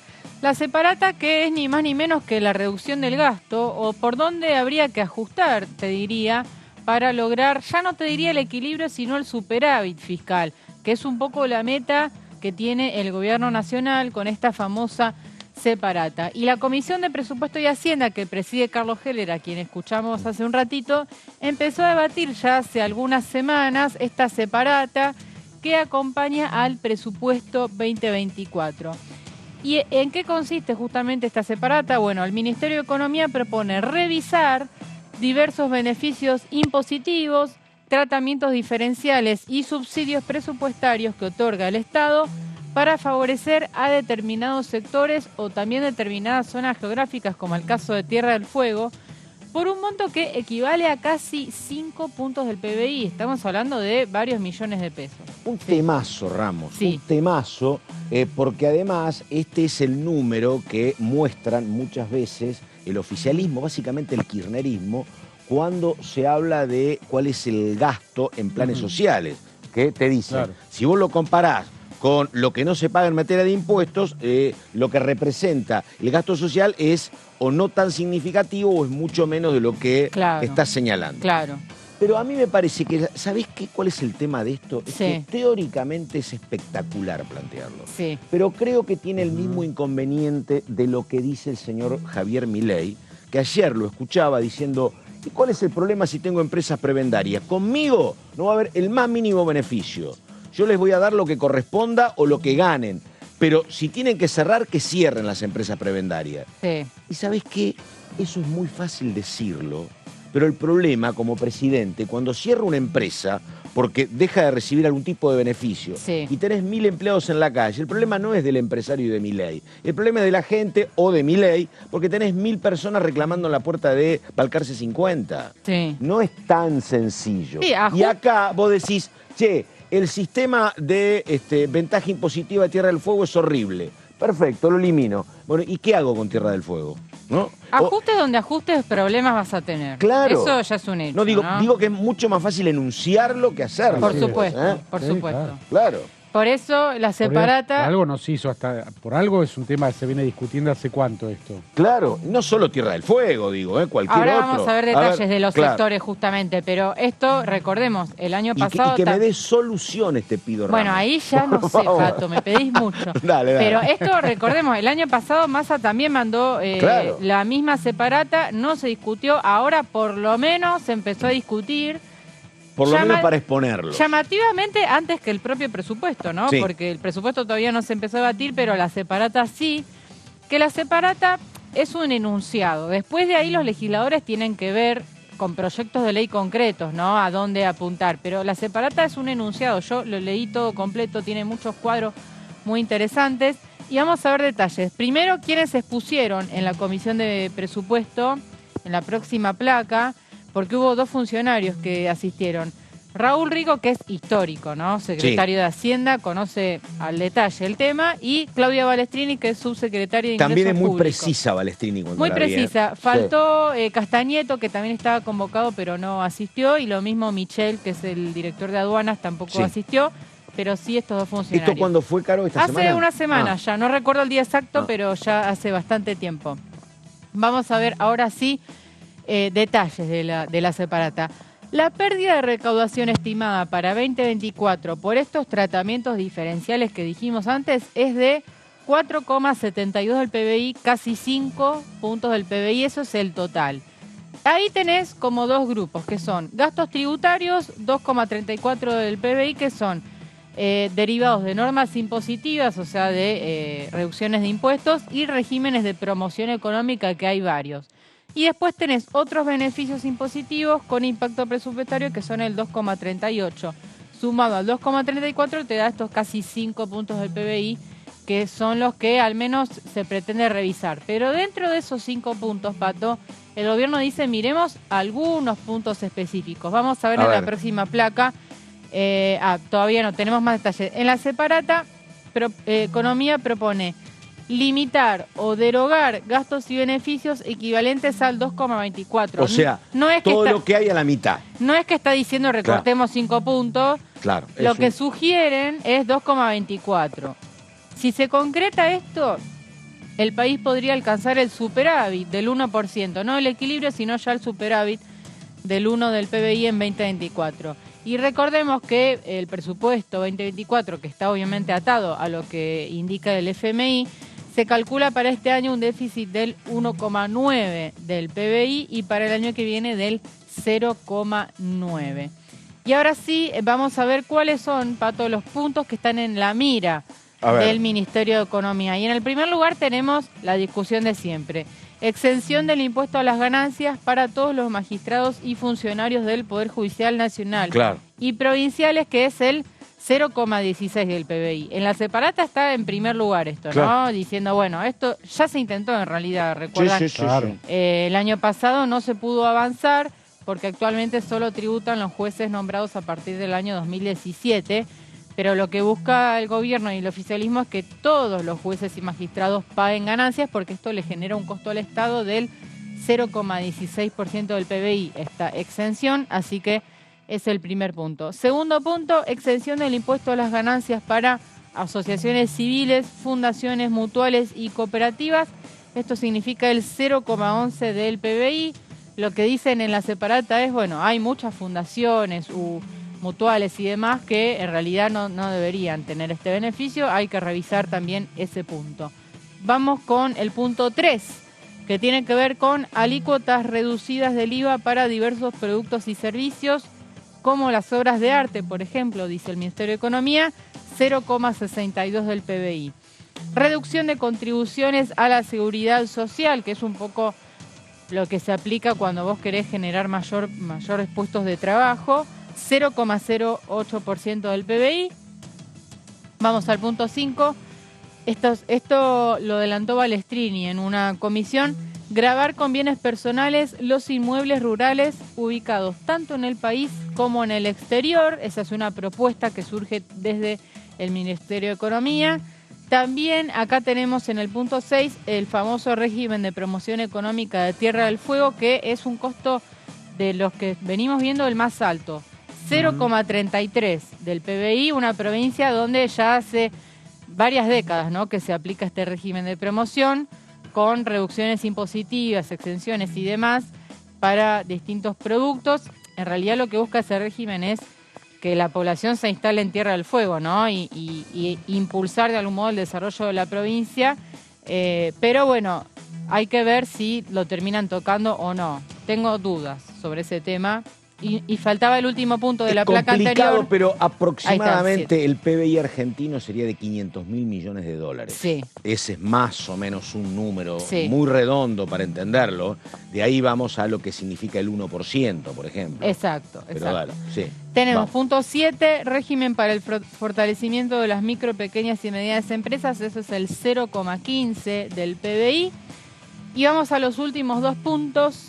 El 8 tiene que ver con exención de inmuebles rurales en el impuesto a los bienes personales, 0,48 del PBI. Y por último, la exención del IVA sobre los honorarios de directores de sociedades, 0,29 del PBI. Estos Ahora, 9 perdóname, puntos... esto es, claro, la verdad digo, ¿quién ha operado esto, no? Porque vos sos director de sociedad, Sí. cobrás muy buenos salarios y encima lográs que te exceptúen el IVA. Es de Sí. locos Sí, esto, sí, ¿no? la verdad que es sí. de locos, la verdad. Sí. ¿Me entendés? Porque son 10 que cobran $10.000 promedio y no pagan IVA. Y una empleada doméstica que cobra $150 por mes tenía que pagar IVA Totalmente. cuando compraba la leche. Totalmente. Es de locos. Inmuebles rurales es un punto siempre problemático, ¿no? También. Que siempre ha sido con mucho debate, porque a su vez Inmuebles rurales, claro. tributan ganancias, ¿no? Sobre lo producido. Tendría que explicarlo alguien del sector agropecuario, Sí. que lo tienen claro y Sí. hemos escuchado reiteradamente Exactamente. ese Te debate, diría sí. que Economía está mirando muy fuertemente el tema inmuebles rurales, por lo menos lo que vienen diciendo los funcionarios en las comisiones. Pero estos 9 puntos son los que el gobierno propone revisar para alcanzar el equilibrio y poder llegar al superávit a través de esta famosa separata. Vamos a ver cómo avanza, ¿no? Después del balotaje. Veremos si se reactiva este debate. Parecería con como los una funcionarios cuestión que faltan. apunta a ser mucho más equitativa, ¿no? Pero bueno, nada, habrá que ver, porque digo, todos son sectores muy sensibles, ¿no? Todos muy sensibles. Pero empezando bueno. por el de los jueces y magistrados. Claro, ¿no? claro. Ahí lo que está ahora es aquel que es nombrado desde 3 o 4 años para adelante, hace 2018. 17. 17. Claro. Ese sí paga. Ese Lo que sí pasa, paga. en su momento, ¿no, Caro? Cuando cubrimos el debate de esa ley que Sí. empezaron a tributar los jueces de 2017 en adelante, también está el debate de si es o que puede ser objetado, si se les empieza a cobrar ganancias, que tienen un derecho adquirido. Claro. De hecho, hay también presentaciones judiciales que benefician, por lo menos en primera instancia, a los jueces que ahora están forzando a tributar con esta ley. Claro. Por una cuestión de discriminación, han hecho presentaciones. Claro. Y como los que le tienen que dar el ok, es el mismo Poder Judicial que recibe privilegios y no tributa, entonces obviamente le hacen el fallo favorable. Mira, pero esto, el tema era esto, que claro. no se podía. Dicen, si vamos con una ley que todos tributen ganancias, me lo rebota la Corte. Va a terminar siendo rebotado. Claro. Entonces, ¿qué tendría que pasar? Tendría que haber, vamos a decir cómo funciona el mundo, en la realidad, un acuerdo político. Totalmente. Entre el presidente, el Congreso de la Nación y que la Corte Suprema, ya saber, se juntaron a tomar un café, como suele suceder, y dice, cuando llegue a la Corte, ya está, la justicia paga ganancias porque no puede ser que la justicia sea un nicho de privilegiados. Eso fue lo que incluso dijeron antes de su designación, tanto Rosengren como Rosati, dijeron que eran partidarios de pagar ganancias. Fue una pregunta clave con ambos. Claro. Lo que pasa es que, bueno, esto lo ha contado repetidas veces Martín Guzmán y creo que le pasó también a algún presidente, si no me equivoco, Macri. Cuando vos te sentás en el Ministerio de Economía o en la Casa de Gobierno, con sectores vinculados al Poder Judicial, con empresarios de todo tipo, le decís, che, esto está complicado, deberíamos ceder un poquito cada uno. Todos miran para otro lado. Claro. Primero la mía. Primero la mía. Exactamente. Bueno, acá, exactamente. Para no hay nada. ver la trama de todo esto. Acá están los dipus sindicales. Está la Claro. diputada Vanessa Siley, que viene del Poder Judicial. Claro. Porque afecta también no solo a los magistrados, sino que también se corre No, claro, a la línea totalmente de todo el Poder Judicial. Los dipus sindicales en 2017 votaron en contra. Claro. Están en contra de que el Poder Judicial vote ganancia. Los dipus Bueno, sindicales porque estamos hablando. Piumato era la En nombre, cabeza... en nombre de la justicia social. Totalmente. Un totalmente. privilegio en nombre de la justicia social. ¿no? Sí, me acuerdo perfectamente. O sea, es una trama compleja, no es fácil. No, Uno no. agarra y hace la planilla, Tierra del Fuego. Pero claro. Cuando la coalición cívica presentó un proyecto para la eliminación progresiva, esto creo que este año, ¿no, Caro? Sí. Lo presentaron, Sí. Juan Manuel López, Sí. con la firma de toda la coalición cívica. Eliminación progresiva, creo que en 4 años, del régimen de Tierra del Fuego, argumentando además que el famoso tema salarial era el 80%, que el 80% iba para los empresarios y solamente el 20%, es decir, que es un régimen que dice Que la beneficia coalición a los cívica, propietarios más que a los que beneficia a trabajadores. 2 empresarios, Claro. uno ligado al macrismo y uno otro al ligado kirchnerismo, al sí. kirchnerismo Sí, en sí. Tierra del Fuego.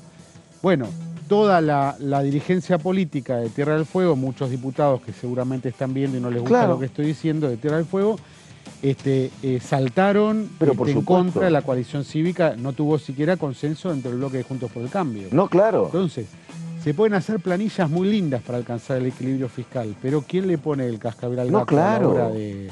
¿no? Por supuesto.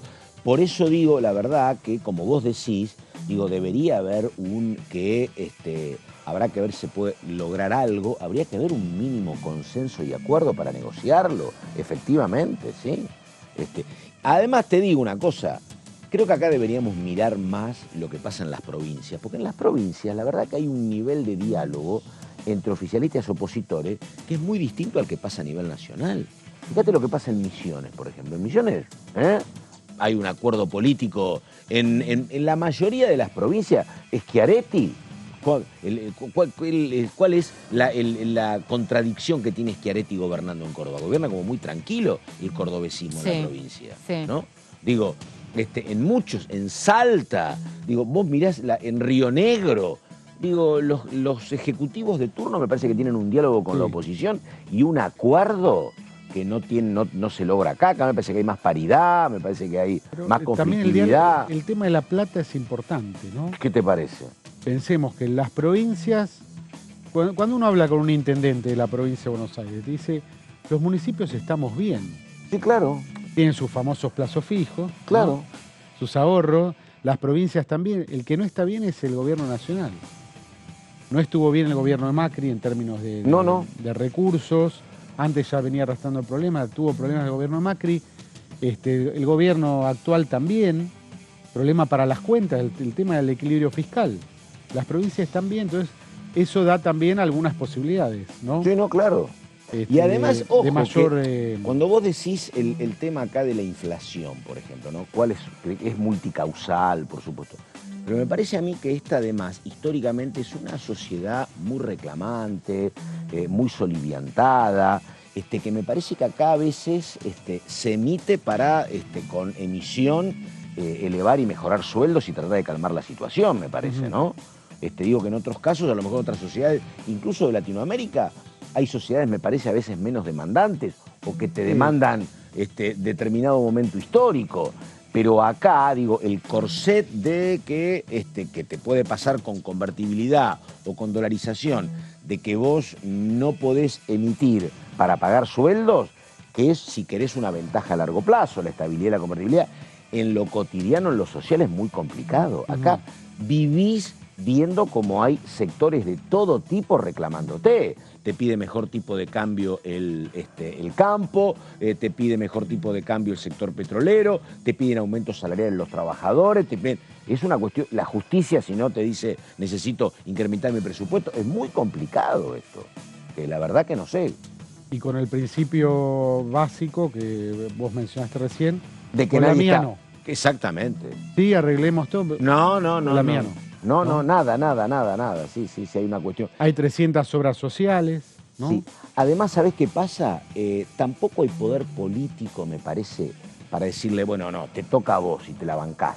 No hay poder político para decir, mirá, la tuya no está o hay menos, porque la verdad el equilibrio marca otra cosa. Hace rato que se ve, o hay confrontación, como en los tiempos de Cristina, o no hay poder político para que digas, che, la cuestión es así. Me parece, ¿no? Me parece que hoy los sectores corporativos, cualquiera, digo, los sectores empresarios tienen mucho poder, la justicia tiene mucho poder. El poder político le cuesta mucho ordenarlo, me parece a mí. La época creo que el gobierno Macri se decía, todos acá vienen a golpear la puerta, pero todos vienen a pedir, nadie viene a traer. Por supuesto. ¿no? Bueno, a todos los gobiernos les pasa lo mismo. Es que yo cuando Casa Rosada todos van a pedir. Cuando contó eso Guzmán, yo creo que la misma historia le había contado Macri. ¿Vos te acordás que Macri decía, yo no sé si decía los voy a dominar, pero yo los conozco a los empresarios? Sí, por supuesto. Y yo tengo esa sensación, ¿viste? De que el Estado es un gran botín donde llegan los empresarios, llega el sector político, llegan los trabajadores que están en blanco, y a la gente que está atrás le queda poco, ¿no? Pero sí, todos manotean, manotean. Es muy complicado.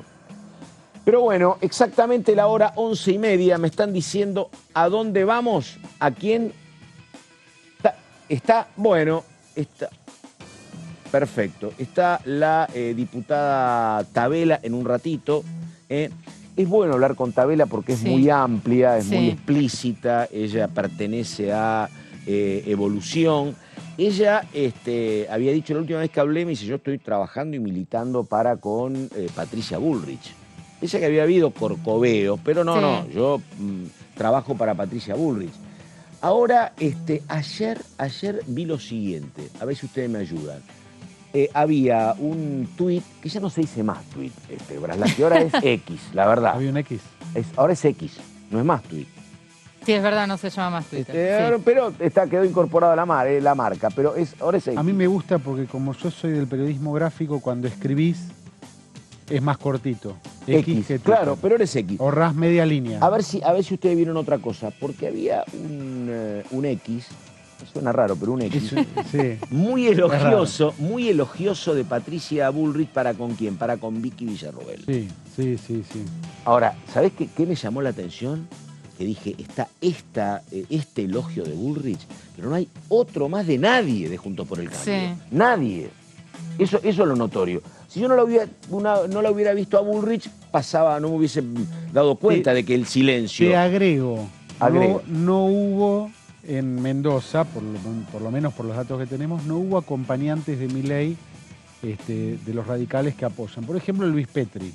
¿Ah, no? No estuvo. Ayer Milei no tuvo compañía radical o pro de los que apoyan su candidatura. Estuvo él solo con los 3 diputados electos. Tuvo la Libertad Avanza en Mendoza. Convengamos que Milei es expulsivo también, ¿no? A su alrededor. No es... Yo no creo que haya llamado a nadie Petri, para... En los últimos días Petri llamó a él dijo que él iba a fiscalizar y como que alentó también por X la fiscalización. Perdóname, vi mucha bandera amarilla en el acto de Milei. ¿Qué es esa bandera amarilla? ¿Es el color del PRO? Había mucha No, es la de Milei, también usan el color amarillo, sí.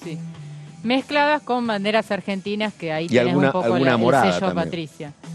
No viene porque cuando estuvo en Salta había mucha bandera amarilla y esa era la de Olmedo, ¿te acordás que Olmedo? También Olmedo usaba el amarillo, pero las de Milei también son amarillos, sí. No es la multicolor la de Milei, ¿no? No, justamente. No. Así que bueno, vamos a ver si podemos hablar con la diputada Tabela para ver lo que está pasando. Me parece que Tabela va a poner todo en pausa porque hay que discutir todo lo que está pasando dentro del radicalismo y dentro de Juntos por el Cambio. Dentro del radicalismo es interesante lo que mencionaste antes, porque el partido se pronunció por la neutralidad, ¿no? Pero en los últimos días tuviste un Morales diciendo si gana Milei no vamos a poder pagar los sueldos. Hoy hubo un comunicado, no sé si lo han visto, de un grupo de radicales, por ejemplo, entre los que se encuentra Federico Storani. Ahí debe estar votando por Massa. Diciendo, llamando a un voto positivo. Y María Luisa, la hermana de Federico, también. Es la vice del partido, diciendo vamos por un voto positivo en contra del libertarismo. Así que no sé en qué quedó la neutralidad del partido. Estaría bueno preguntárselo. Está claro que Javier Milei tiene esas declaraciones diciendo que hacía un muñeco con Alfonsín. Sí, exacto. Ayer lo vi a Ricardo Alfonsín, que está acá. Sí. Lo vi en América. Diciendo 24. que su padre votaría Massa, ¿no? Sí. Bueno, a ver, presentación y la diputada Tabela, a ver.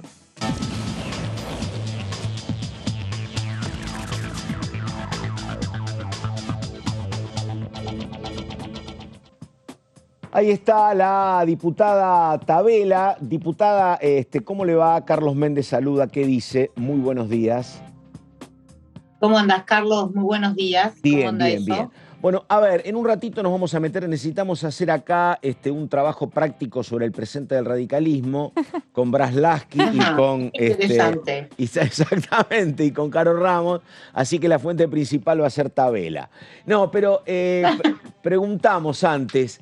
el gobierno quiere avanzar en el presupuesto, se imagina uno que debe ser después del 21, ¿y cómo ves eso? ¿Crees que depende mucho del resultado? ¿Qué es lo que ves ahí?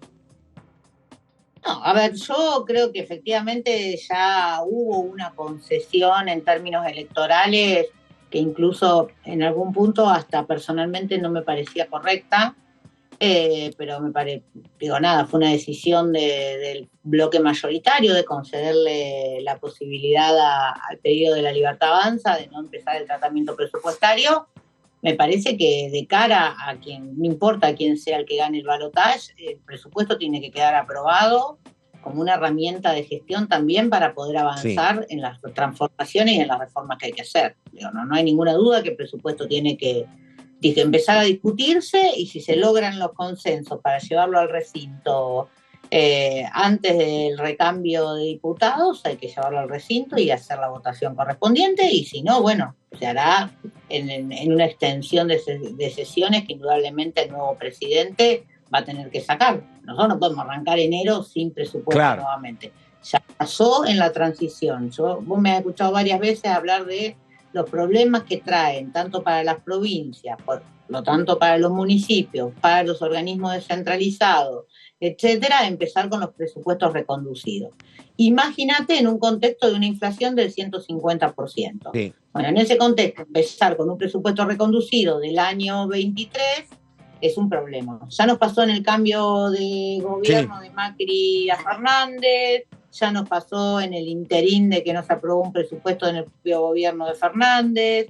Bueno, la verdad que no se trabaja bien en la provincia ni en los organismos con presupuestos reconducidos. Y además de eso, tenés una inflación altísima, con lo cual es prácticamente empezar el año con un presupuesto que ya sabés que a los 3-4 meses está agotado y lo dejás liberado a la discrecionalidad del gobierno de turno, a la lapicera del gobierno de turno, en cuanto te va ayudando. Con lo cual eso condiciona después todo el funcionamiento de diputados, de senadores, de todo. Por eso digo, para mí es importante empezar a trabajar en el presupuesto. Ya sé que ya empezaron quienes están en la comisión a trabajar sobre la separata.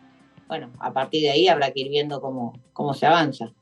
Sí, Dania, ¿qué tal? Carolina Ramos te saluda. Bueno, te iba a preguntar justamente por la separata. Estuvimos desarrollando un poco cuáles son los puntos en la mira del Ministerio de Economía para empezar a reducir el gasto. Yo sé que vos no estás en la Comisión de Presupuesto, pero ¿qué mirada tenés sobre ese debate? ¿Por dónde habría que ir?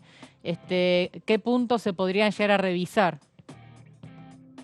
Mira, a ver, yo no estoy en la comisión, vengo igual siguiendo el tema, bueno, a través del diputado Cacás, el diputado Tetaz, un poco del equipo general del espacio. Hay muchísimo para revisar, pero no solo en la separata. Me parece a mí que también hay que sincerar los números sobre los cuales está calculado el presupuesto 2024, a partir de, bueno, efectivamente, qué dólar tomás, qué tasa de inflación. No, hay una serie de cuestiones que otra vez vuelven a la mesa. Parece que todo el tiempo estamos en un déjà vu, ¿no? Pero si nosotros no sinceramos los números con los que vas a trabajar, es muy difícil poder avanzar en eso. En la separata hay un montón de cuestiones a revisar. En la separata tampoco se incluyen otras cuestiones que nosotros también queremos discutir, que me parece que una de las cuestiones tiene que ver con el gasto de la política, con el déficit de las empresas públicas, bueno, ahora va a haber una herramienta más que va a haber que ver cómo la financiamos, que es ese incremento en educación que sale a partir de la ley de financiamiento educativo. Bueno, hay que hacer una revisión integral del tema tratando de, si vos vas a trabajar sobre beneficios impositivos de determinados sectores, bueno, viendo cómo no perjudica eso las posibilidades de producción, viendo cómo incentivás otros sectores, cómo no perjudicás a determinados grupos poblacionales, pero sí empezar a tener un plan de cómo eso va a ir impactando. Está el tema, creo que el otro día lo discutieron en Córdoba, está el tema de las cajas previsionales provinciales, que también en algún punto hay que empezar a trabajar sobre esa cuestión. Me parece que es una discusión que va a haber que dar más ampliamente, que no incluye solo la separata. En la separata hay un análisis interesante, que seguro hay cosas ahí para tocar. Por ejemplo, el impuesto, que los campos rurales que están fuera del país paguen bienes personales. Y bueno, sí, antes estaban alcanzados por el impuesto a la ganancia mínima presunta. Ahora quedaron absolutamente fuera de cualquier base impositiva. La verdad que esos son campos que, aún siendo productivos, no dejan la producción dentro del país. Entonces, si vos me dejás a mí pensar, yo estaría más a favor de que en bienes personales no te tengan en cuenta los campos que vos tenés productivos en el país, y no aquellos que tenés fuera del país, porque es una renta que no llega. Pero claramente ahí hay una discusión para dar. Y para Dania, poner un punto de la separata. Y si me permiten una pregunta más. Cuando hablas de gastos de la política, porque se habla mucho, la verdad, de ese tema, específicamente, ¿qué sería o dónde se podría revisar eso? Bueno, el Ejecutivo Nacional, el Legislativo Nacional y el Judicial Nacional, ambos tienen presupuestos para funcionamiento. Bueno, claramente hay que revisar esos presupuestos para funcionamiento. Bien.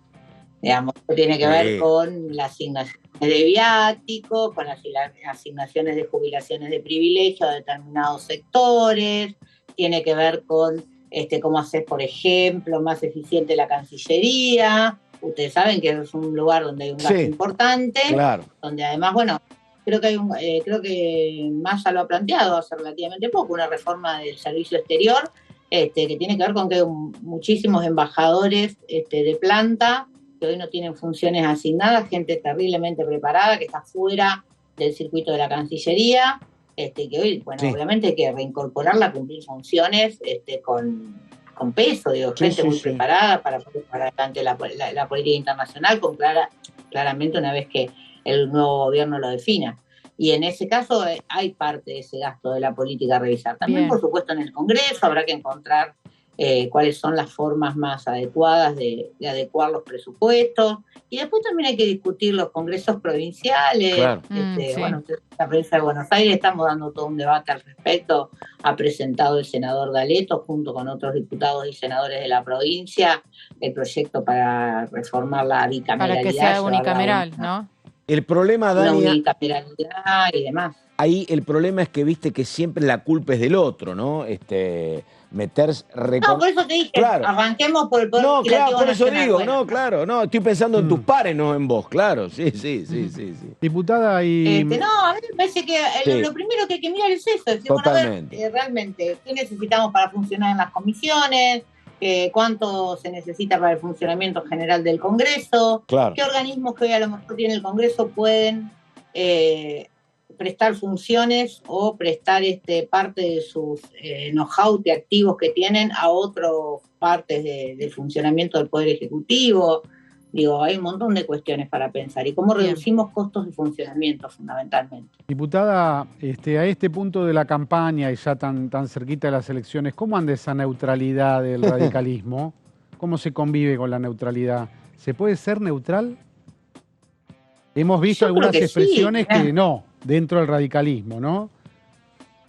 Sí, mirá, hemos visto expresiones de todo tipo, así como hay sectores del radicalismo que se han... Sectores no, vamos a hablar de personalidades, dirigentes del radicalismo, que se han pronunciado, voy a citar el ejemplo de Federico Storani, pero porque es un referente y por a quien le tengo un profundo afecto. Él se ha pronunciado a favor de que él va a votar a Sergio Massa. También hay dirigentes radicales que convocan a fiscalizar para Javier Milei, y es válido, cada uno encuentra dentro de esa neutralidad, encuentra el lugar que le queda más cómodo para nosotros, para nuestro bloque, para Evolución Radical. Vamos a ser absolutamente orgánicos con la definición que que se tomó en la mesa del partido, y en la mesa del partido se tomó una definición de neutralidad. Y eso es lo que estamos haciendo con cada uno de nuestros espacios políticos en las provincias, en los municipios, en los distintos lugares. Nosotros no vamos a fiscalizar la elección, nosotros no nos vamos a pronunciar a favor de ninguno de los dos candidatos y vamos a seguir planteándonos una oposición responsable para cualquiera de los dos candidatos que sea electo presidente. Dania, una consulta sobre este tema, porque recién hablábamos de lo que está pasando en el frente de izquierda, donde también hay neutralidad, pero el Pollo Sobrero dice, no quiero cargar en mi conciencia que gane determinado candidato por mi neutralidad. ¿Se llega a esos niveles? No tanto. No, porque la verdad es que hay como una campaña de, bueno, no, la encuesta la viene ganando fulano y entonces si votás en blanco, sos neutral, ahí estás avanzando en una línea o en la otra. La verdad que no sabemos cuál va a ser el resultado de la elección, de acá al 19 faltan muchos días y van a pasar un montón de cosas en ese proceso. Entonces me parece que hoy no avanzar en esto de la conciencia me parece un poco exagerado, pero bueno, vamos a esperar cómo avanzan los días, ¿no? Una pregunta, porque lo hablábamos nosotros, a mí me llamó un poco la atención el momento, no sé si lo has visto, esta manifestación en las redes de Mario Negri, que dice, la democracia retornó hace 40 años gracias a un pacto social enorme que condenó los crímenes de lesa humanidad de la dictadura, que no fueron excesos y que han sido juzgados y condenados. No es buen síntoma que 4 décadas después se intente romper un pacto democrático y retroceder. Bueno, ¿lo habías visto? ¿Lo compartís? ¿Qué decís? Sí, yo creo que además Mario es de los dirigentes que le puso el cuerpo a la recuperación democrática. Entonces tiene toda la autoridad para poder hacer ese tipo de apreciaciones. Creo que fue después del debate de los vicepresidentes, donde claro, uno de los candidatos tiene claramente un proceso de negación respecto de cómo fue esa parte de la historia. Bueno, es una convicción que manifiesta la candidata, me parece que tiene que ver con eso.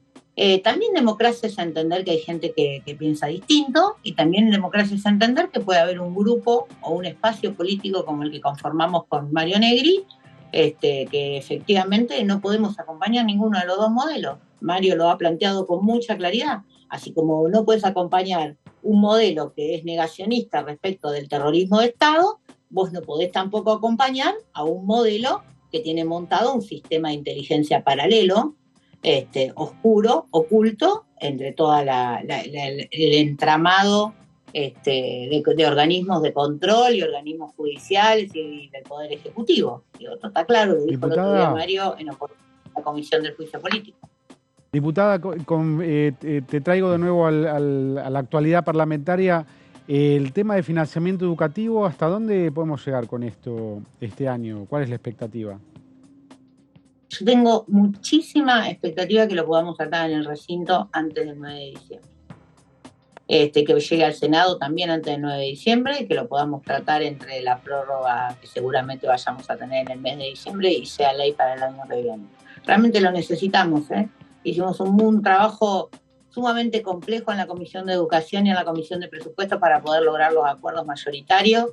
Y realmente lo necesitamos porque tenemos una crisis educativa sin precedentes en la Argentina, y si bien yo no creo que todos los problemas educativos se resuelven con fondos, sí está claro que algunos procesos necesitan fortalecimiento financiero, fortalecimiento económico, y eso lo trae la ley de financiamiento educativo, y además nos permite pensar en una política de mediano y largo plazo. Los problemas en educación no se resuelven de un año para el otro, no se pueden medir los impactos de un año para el otro, y efectivamente nosotros tenemos que dejar plantadas cuáles son las bases de esa política que vamos a tener en los próximos 10 años en el sistema educativo. Lo mismo que pasó con la Ley de Financiamiento de Ciencia y Técnica y con el Plan Nacional 2030 que aprobamos hace relativamente un par de semanas. Entonces me parece que son temas que hay que empezar a dejar, porque si no, lo que ocurre es que cada gobierno que llega cree que es fundacional en estos temas. Nosotros tenemos que poder empezar a trabajar un poquito más a mediano y largo plazo si queremos tener resultados. Nosotros tenemos El 50% de los pibes que no terminan la escuela secundaria, los chicos de tercer grado llegan sin poder comprender lo que leen. Digo, montones de indicadores de esas características. Tenemos el sistema universitario cuestionado porque no gradúa, pero también tiene una deserción en los primeros 2 años que ronda el 50%. Entonces digo, claramente hay un montón de problemas que se evidencian en estos índices que hay que empezar a resolverlos con políticas sostenidas en el tiempo.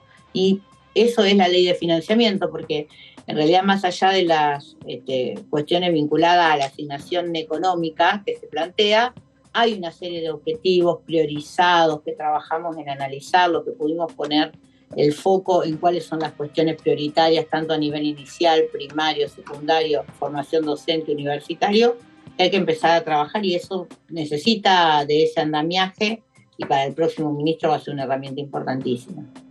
Sí, Dania, una última de mi parte, y volviendo al tema anterior, en la Comisión de Derechos Humanos se está trabajando una ley antinegacionista. ¿Estarías a favor de una ley para sancionar o penalizar a funcionarios públicos que tengan expresiones del tipo negacionista? Habrá que ver el texto de la ley, porque tampoco se trata de ponernos, a ver cómo te diría bien para no quedar con una mala expresión. Digo, tampoco se trata de ponernos en un punto extremo de las discusiones. Argentina tiene que salir de la discusión extrema. Hay una historia, mira, el otro día se lo decía a mi hija, porque me planteaba este tema, ¿no? Porque ellos son adolescentes, lo discuten en el colegio, les llegan informaciones por distintos lugares, entonces, bueno, ¿fueron 30.000 o fueron 8.000? La verdad, le digo yo, es que todas las investigaciones indican que fueron 30.000. Digo, entonces, digo, lo que es importante es que no podemos estar revisando la historia todo el tiempo. Los países que se desarrollan, los países que crecen, los países que son inteligentes no cuestionan todo el tiempo si hubo o no holocausto en Alemania, si Hitler fue o no bueno.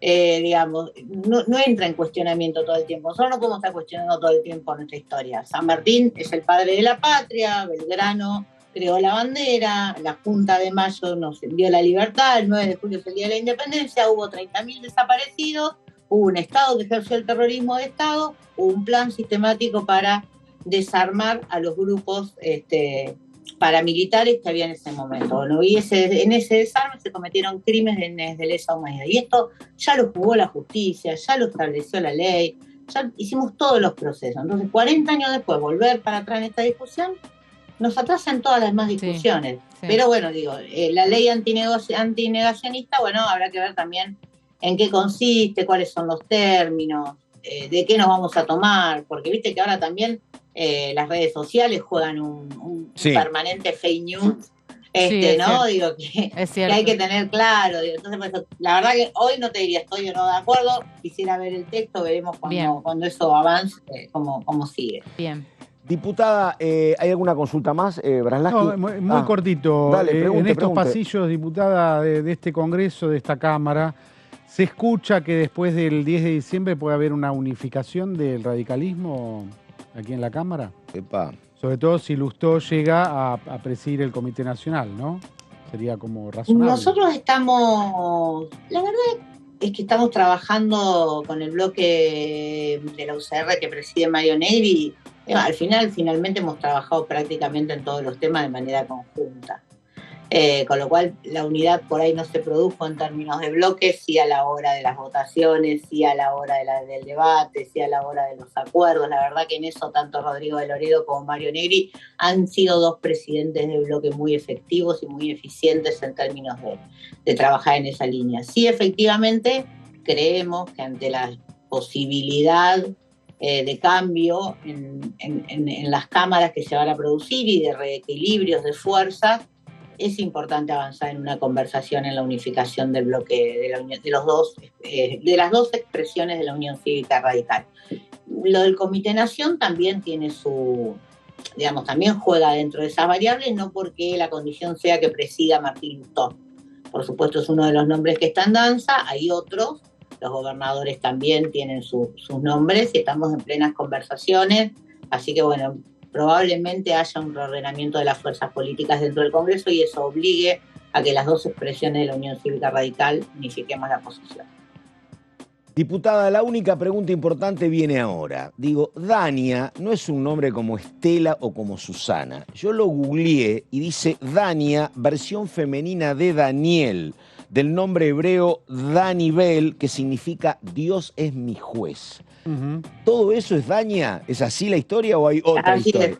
Ah, No, la historia por la que me la pusieron es porque era la protagonista de una novela de Corín Tellado que estaba leyendo mi más mamá cuando sencillo, estaba por nacer. Esa es la historia real.